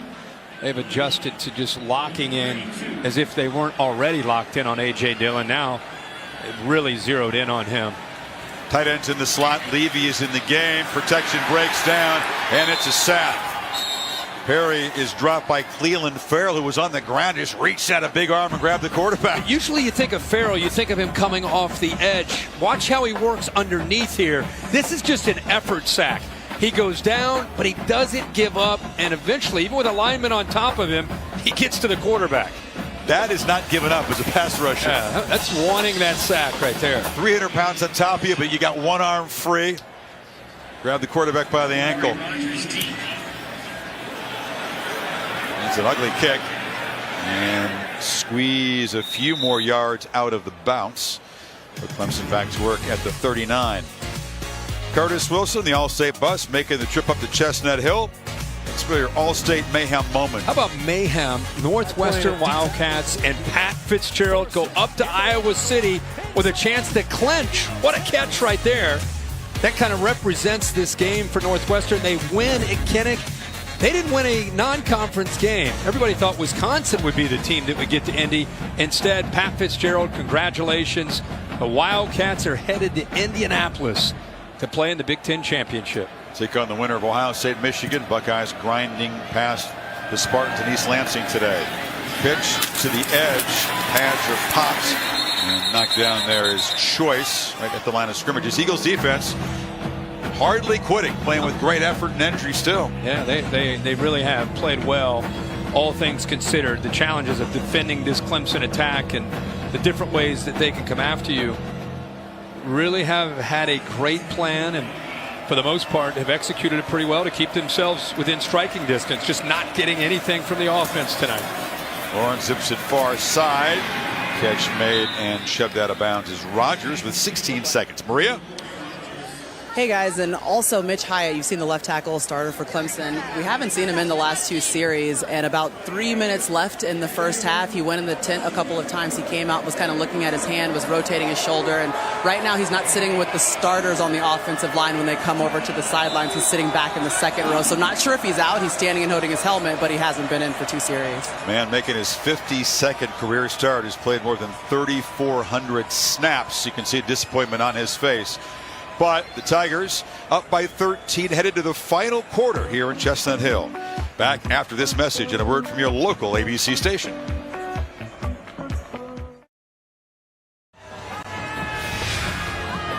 Set for the final quarter at Chestnut Hill, Saturday Night Football, presented by Walmart, part of Veterans Week, presented by USAA.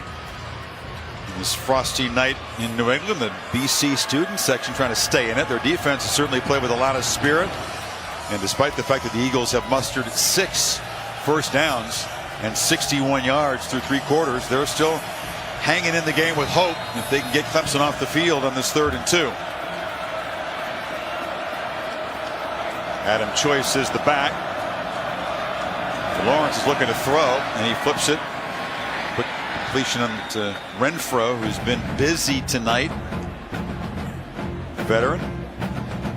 Well, he's such a talented receiver, such an experienced receiver. There's whether you play man, you bracket him, you play off. In that case, he just knows where to settle in. And he and Trevor Lawrence over these last 6 weeks developing a very good chemistry together. And Renfro to the far side makes a catch again. Hunter was joking. He's the old man of this receiving corps. Of course, made one of the biggest plays in Clemson history, the catch that beat Alabama in the championship game. And he's a guy that's going to finish his career with more starts than any Clemson receiver ever. People will, of course, remember that touchdown. Yep. But what I remember is when he was a freshman the year before, the plays that he made against Minka Fitzpatrick, who was a highly touted 5-star recruit in the game in Phoenix. Starter from about the 4th or 5th game of his career. And Lawrence launching downfield to Higgins. Again, giving the receiver no chance to make a play. Yeah, and I was watching him after he threw it. He's kind of flipping his wrist right now. But yeah, that's the second or third time we've seen the ball carry out of bounds. Looks like they have a holding call against Clemson. Holding. Offense, number 74. 10-yard penalty, 2nd down. It looked like the ball just kind of got away from him. Here's what happened after the throw, what you were talking about, Kirk. I just happened to look back at him, and he's obviously disappointed. And just kind of, I think he's more just kind of thinking about the technique and the fundamentals of throwing that deep ball. Knowing him and his work ethic from what these coaches say, that'd probably be something he'll go right back to work on next week. 2nd and 14. ETN back in the game. Eagles rush 4. Lawrence looks to flip it in the flat. It's a screen, but they sniff it out. And ETN, although he's fighting hard, we dropped for a loss there. Ham Cheevers, the corner, was there in a hurry. Yeah, and again, he didn't necessarily even give this a chance to develop. He just comes right away anticipating that Boston College's defense would be out of position. I don't even think he saw Ham Cheevers, who was almost just waiting there for the ball to be thrown. Play never had a chance. Cheevers, who has 5 picks, tops in the ACC and among Power 5 schools, 2nd in the FBS. Looks like Bockhorst now is checked out. 3rd and 19. And Lawrence has the ball batted in the air and incomplete. Zach Allen one more time. Ankrum continues to struggle on that right side, and here's watch 2 right across from him. He's been going outside. He gets his weight on his outside foot, and then he goes back to the inside. So this guy is a senior. He's been around. He's not just, you see a lot of guys in college just have the speed to get around the corner and the bend. This guy can do that at 285. He can also get back underneath, use his hands, and get those offensive linemen off balance. That was beautiful. He was so nimble. He was getting pinballed by 2 blockers. All he could do was get the hand up, and that was enough to break the play up. What a night for Allen. May not result in a win, but his stock just continues to rise. And the punt is going to roll dead down at the 12-yard line. The senior from New Canaan playing his heart out tonight. And BC finally musters some offense. The Tigers defense tonight, Kirk. Yeah, they've done a heck of a job. And once Anthony Brown went down, they have locked in on A.J. Dillon in this running game, making it tough for Dillon with only 39 yards. Look how they leverage the football. Take any chance at all away. for the quarterback, Perry, to make a play. And here's a third down. They get pressure, force a short throw. No chance of picking up that first down. And Brent Venables is fired up and proud of that defense tonight. That was a slant thrown just behind C.J. Lewis, who was open. It's been rare to have Eagles receivers running open. That was a missed opportunity. Yeah. That ball behind him, you're right. Got a soft cushion. Missed him. 1.5 yards per play. BC's 43 offensive snaps tonight. Dillon, total of 39 yards rushing. There's a keeper, and nice move, elusive move by Perry to spin for some hard-earned yards. It'll set up third down. I know the Patriots have a big game on the road in Nashville, and Mike Vrabel, head coach of the Tennessee Titans. The Titans at 4-4. His son Tyler Vrabel has a very bright future. Freshman. Coaches were talking on and on about what a future he has here as offensive lineman. Adazio, of course, with an offensive line background, knows how to recruit that position, as White is just leveled by Terrell. Terrell has had a great night, not just in coverage, but coming up to make plays and showing he can get physical. Talk about a guy with a bright future. So long, 6'2", 190. Him on one side, Trevon Mullen on the other. They have two really talented corners. That missed opportunity, that slant on first down. If you're Boston College against this defense, you got to take advantage of every one of those chances. They couldn't. And here's the punt to Rodgers, who retreats to the 40. Amari Rodgers gets the edge, has blockers, and explodes. Amari Rodgers, touchdown, Clemson. Each team with a punt return to the house tonight. You could see that developing early. You sure could. I would say that T. Martin, his father, would be going crazy right now, but USC's in the middle of playing the Cal Bears. That was set up perfectly. And Amari Rodgers has big play written all over him. 58-yard touchdown. And Maria, you know that Amari and his dad, T. Martin, who is with the Trojans, do keep in close contact, don't they? They sure do, Chris. I mean, they talk every single Monday at the beginning of the week, and they send their text messages out. They check back in midweek to talk about the matchups, and on every Saturday morning, he gets a text from his dad that he loves them and to have a great game. I'm sure T. Martin will be excited that his son just scored that touchdown. Amari will have a lot to talk about when he next contacts his dad. 27-7 Tigers.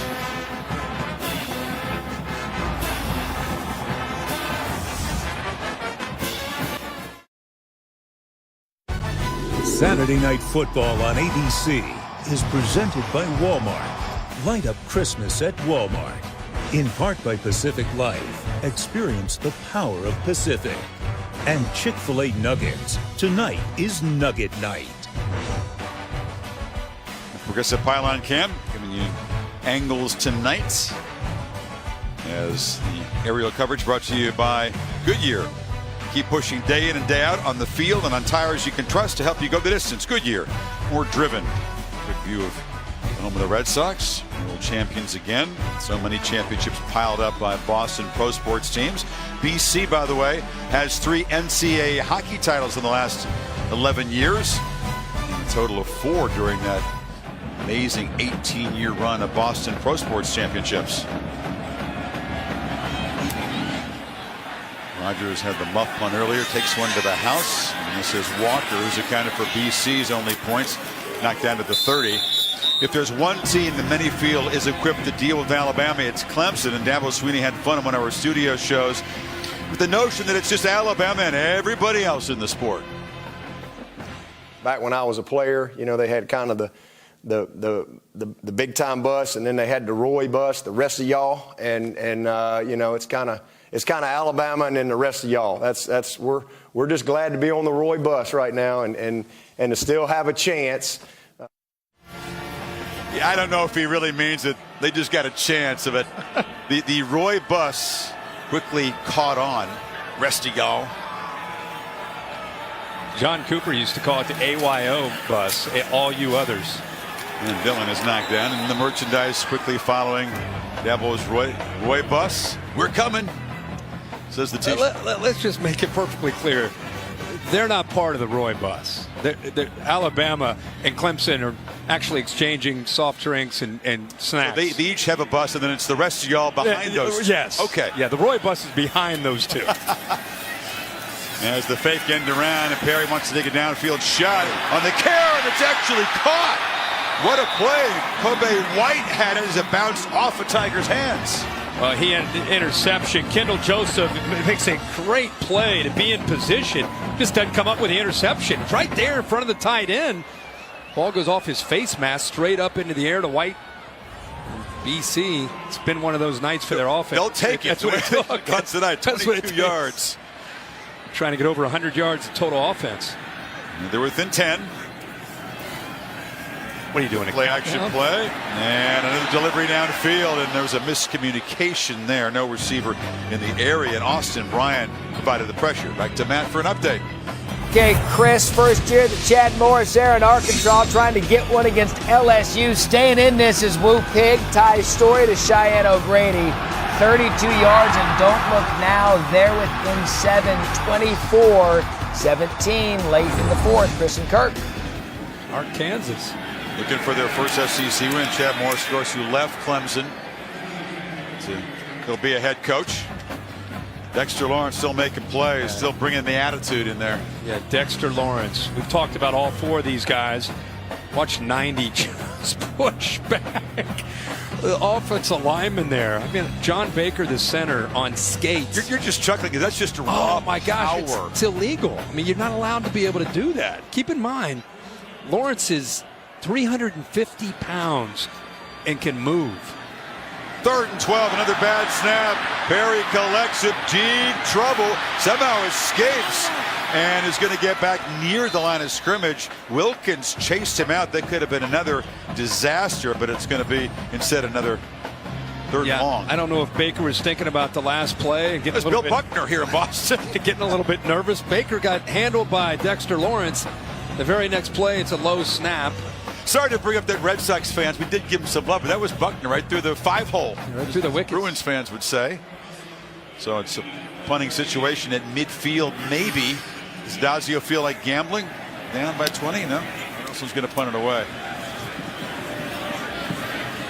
And it will bounce into the end zone. 9:20 to play in Chestnut Hill as the Tigers close in on the division title.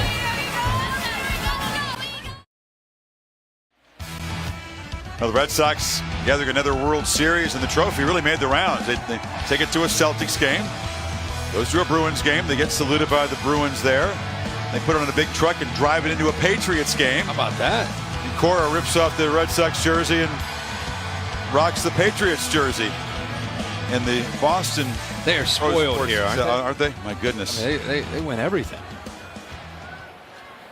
Clemson chasing more trophies and more hard work. This is a trophy game. We'll show you that a little bit later as Lawrence scrambles and takes a loss and is tripped out of bounds. But you think about it in the lifespan of these Boston College students since 2001, 5 Super Bowls for the Patriots, 4 World Series for the Sox. Celtics and Bruins have each won 1 World Championship. Man. BC Hockey's got 4. I would mention that BU Hockey's got a couple as well in that time. Just the Pats alone would be a great thing if you were a sports fan. But they're just every sport. BC Hockey, by the way, off to a bit of a slow start this year. I'm told 2-5 record. Lawrence from the pocket, incomplete, trying to zip it in there to receiver, and it was off the hands of Chase. 3rd and 15 now. They're still firing the football. 35th pass attempt by Lawrence. He's 26 of 35 for 272. Thrown for 1 and run for his first career touchdown tonight. Doesn't do much to chew the clock. You have incomplete passes. But an aggressive approach. No throttling back. ETN is the back. The Eagles rush 4, and it's a running play, and they're going to get close, but not quite on that run. So the punt team will come out for Clemson. Yeah, this offense, you know, they have 27 points. They put up some numbers. It's been an okay night, you know, based on their standard. That's probably part of the reason that Dabo Swinney still has them in there, that first unit, despite they're up by 20. And there's really no chance for Boston College to put 20 points up on the board here in these last 8 minutes. Could easily go to your backups. And I'll tell you, Dabo, of all the coaches in the country, I would say he is as willing to put in backups. In fact, they brag about how many players they typically play when they get up on people. They're going to let the play clock run down, use the full allotment, and take a timeout inside of 8 minutes to play before the punt. Now, Dabo seemed really loose and relaxed. He seemed like he knew he was bringing a team north into a tough environment that was fully capable of handling all these challenges, and he was right. I mean, on both sides of the football, it's not overwhelming like the last 4 games have been, but this is not the easiest place to play, and they're going to be heavily favored to get back to the playoff and make some more noise. Oh, yeah. I mean, we just talked about how Alabama, Clemson, and then you could draw that line. You know, it's going to be a fun next 3 to 4 weeks to see how this thing shakes out, but you look at the remaining schedule that they have and the games that they still have to play, it's hard to imagine Clemson tripping up before they get ready for another shot to get into the postseason. ACC finale at home next week against Duke, and then it's home against South Carolina. They've won the last 4 in that rivalry series. And of course, the ACC championship game. Back to Charlotte for yet another trip. Right, for a 4th consecutive. See that bottom line there, 92% chance of making the playoff. That's got to be the best of the remaining of all the teams. Walker fields another one on the bounce, but this time the coverage team, which has a whole bunch of starters on it. Tanner Muse drives him out of bounds. And that comes the defense back on the field, protecting a 20-point lead.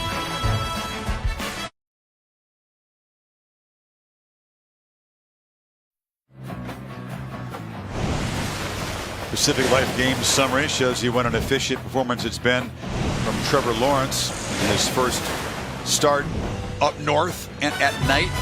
Hunter Renfrow has been the top receiver, 8 catches. ETN an efficient night, but it's really been about the Clemson defense that has disrupted this BC offense, knocked Anthony Brown, the starter, out of the game in the Tigers' first defensive series, and now the backup comes in there. Immediate pressure. Kendall Joseph came on the blitz and knocked him down. Yeah, they've got about 6 or 7 of the backups in, but just brought the blitz there. They've been bringing those linebackers a lot, and this time Joseph just comes clean right up the middle. Nobody accounts for him, and it's a quarterback's worst nightmare. Pressure right up the middle. There's just nothing he can do. Kendall Joseph, by the way, one of 17 graduates who play for the Clemson team. That's the 2nd most in FBS. As Dillon is strung out, loses the ball out of bounds at the 17-yard line. Chris, I went back and looked. Go ahead, bud. No, I was just talking about, I just wanted to salute as we see Dillon and hobble off. All the graduates, there's 835 of them in FBS. Wilkins and Joseph, 2 of the guys who play on Venables defense, represent that, and just want to salute them. Good work. Absolutely. Guys have been around. I went back and looked at the last 5 years this Clemson defense has played. They've averaged in 66 games in these 5 years, allowing 17 points in those 5 years. Wow. Well, the 4th sack tonight gets BC way behind the 6th, and that's Levy trying to get. Think about how many games you watch on a Saturday. It's 49-42, and it's 52-39, or whatever. I mean, it's just so many points. This Clemson defense, not 5 games, 5 years for 66 games. They're giving up 17 points a game. That's why they play complementary football. It's defense, special teams. You saw the return by Rodgers. The offense, it's a tough team to knock out. That's for sure. And the dominance this year by Clemson comes in a year when so many other teams in the ACC are down. Florida State, Miami, Louisville has completely fallen apart, and the division is going to go one more time to Clemson. PlayStation 4 brings you the rankings. An emphatic win by the Irish at home. Final home game for the Irish seniors, 42-13 over the Seminoles. And I think it's important for Notre Dame to continue to look good and not just win games. It was a big win over, I know Florida State, everybody seems to be beating them up this year, but important for Notre Dame to do that, and also for Michigan getting a big win over a Rutgers team that obviously is down. All the top teams were big favorites this weekend, all of them handling business.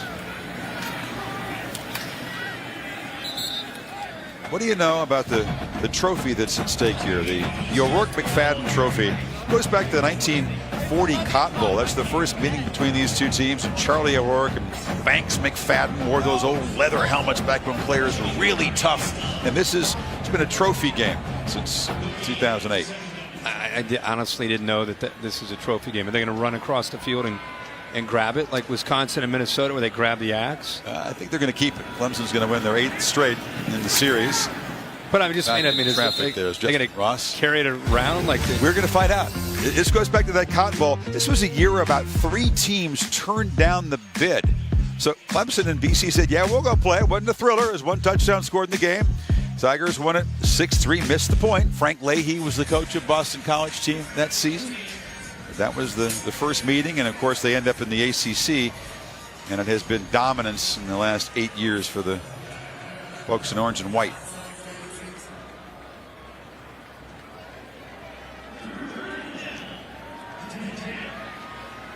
Third and 10.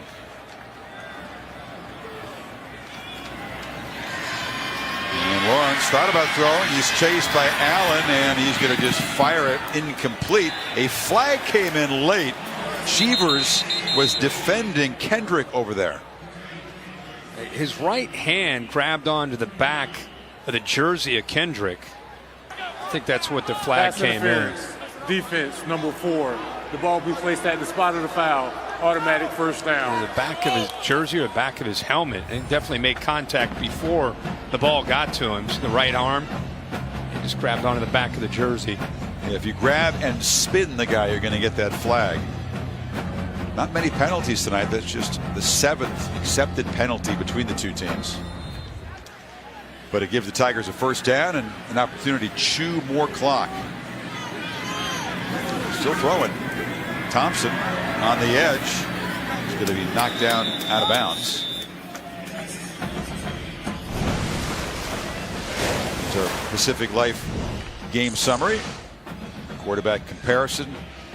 You suggested there wouldn't be any trouble with Lawrence in the cold weather. His first trip north of the state of Virginia. And of course, Perry forced into emergency duty when Anthony Brown was knocked out. And we don't want to speculate, but it did seem to be the kind of injury that, as the passes dropped on the edge there, that might force Perry or perhaps the third quarterback, Matt McDonald, to try to take this season home for the Eagles. It's a potential. We'll have to wait and see. Yeah, we'll have to wait and see, but it definitely changes how Boston College tried to attack tonight. And they were kind of facing an uphill battle to begin with. Steve Addazio would be the first one to tell you that. Respect that he has for Brent Venables and this very talented Tigers defense.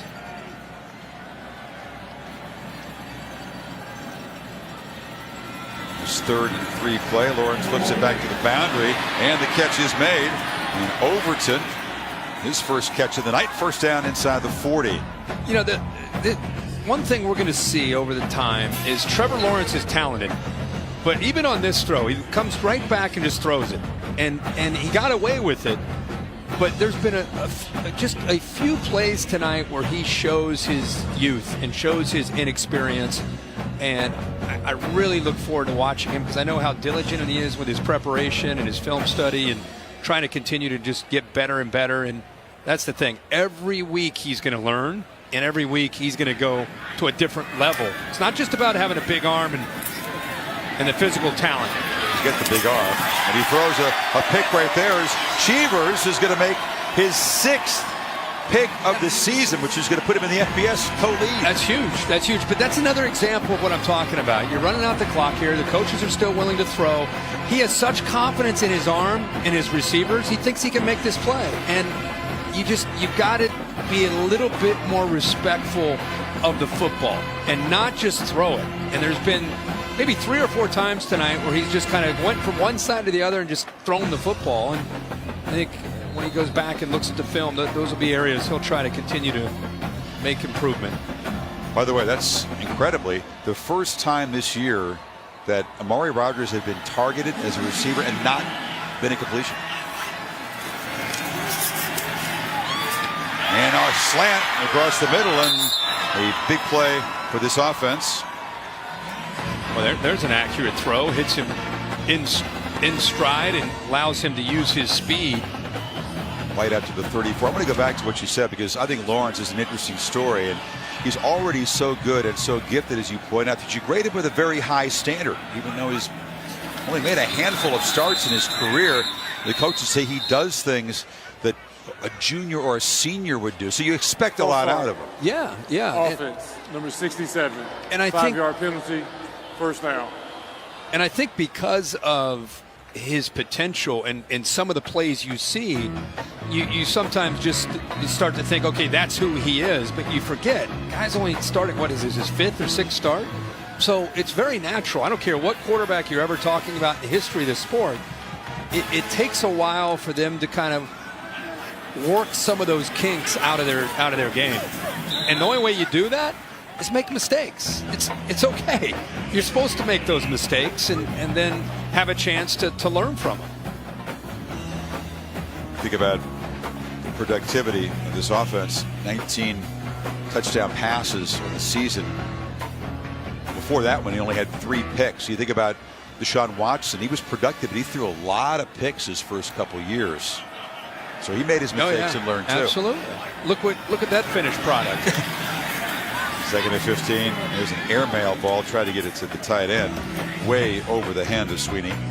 And this guy, Sweeney, has been well covered. A lot of respect on the Clemson side for this big, tall tight end. They have not let him get free tonight. No, they haven't. And that a big part of what BC wanted to do was not just with Sweeney, but all 6 of their tight ends. Because of that size, and it could have been a matchup to their advantage off the play action pass game. Just after the injury to Brown, just has not been in play at all.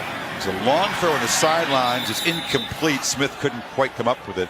Got about 50 catches combined with those tight ends coming into this game, and they have really been held in check. That by my count, they got about 4 between them tonight. Yeah, pretty good ball here. The right hash all the way to the sideline, and you can see the ball come out of the receiver's hands as he had a foot in. He had both his feet in. He just couldn't hold on to the football.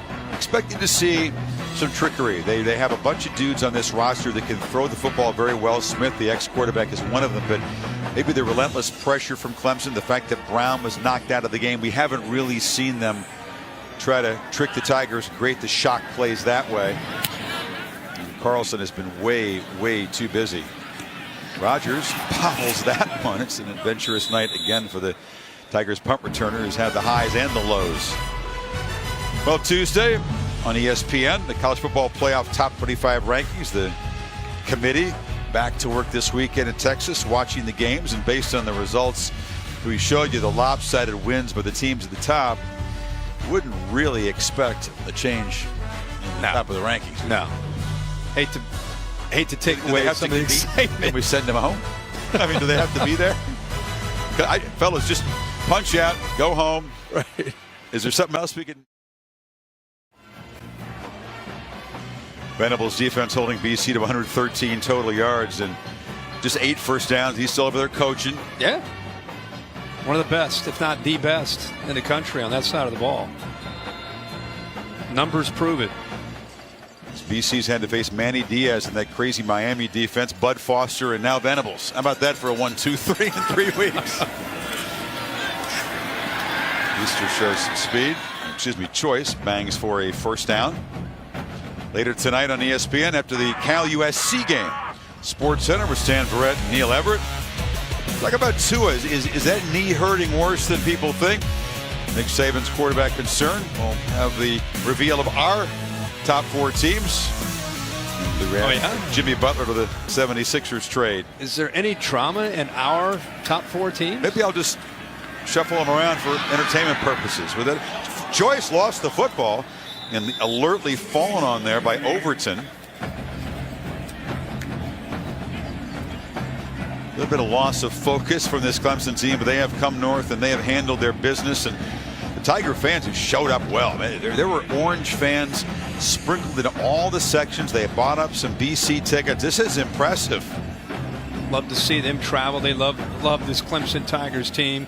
Lynn J. Dixon is in the game. This guy, true freshman running back.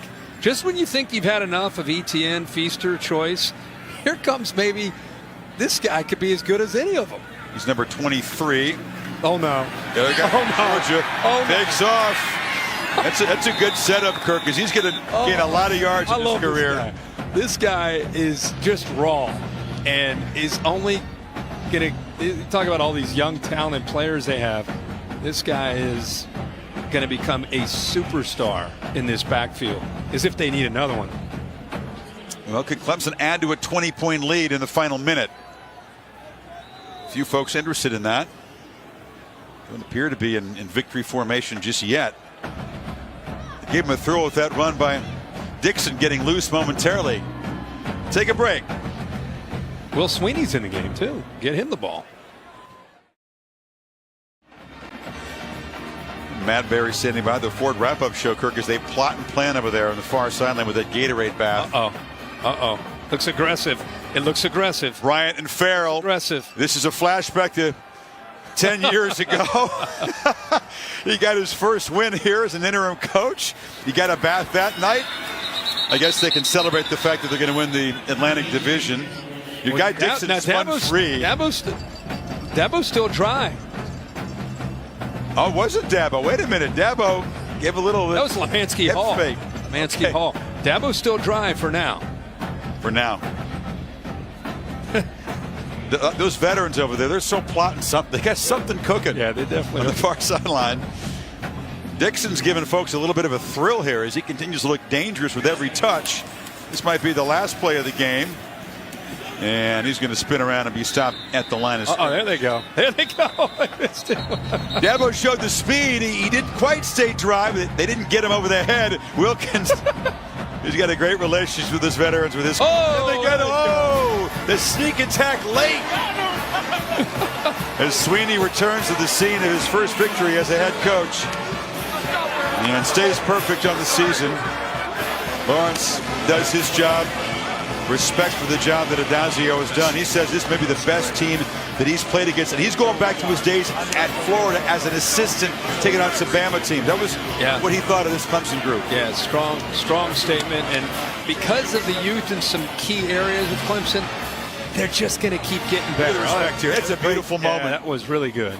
Zach Allen, Wilkins back in his home state, and Zach Allen exchanging gloves. Those are two defensive warriors who are going to play for a long time on Sundays. Allen was just brilliant in defeat tonight. Victory goes to the Tigers by 20, and Dabo is with Maria. And a freezing cold orange Gatorade ice bath is so fitting because you clinched the Atlantic on the 10-year anniversary of your very first win at Clemson. How are you feeling right now, Man, Coach?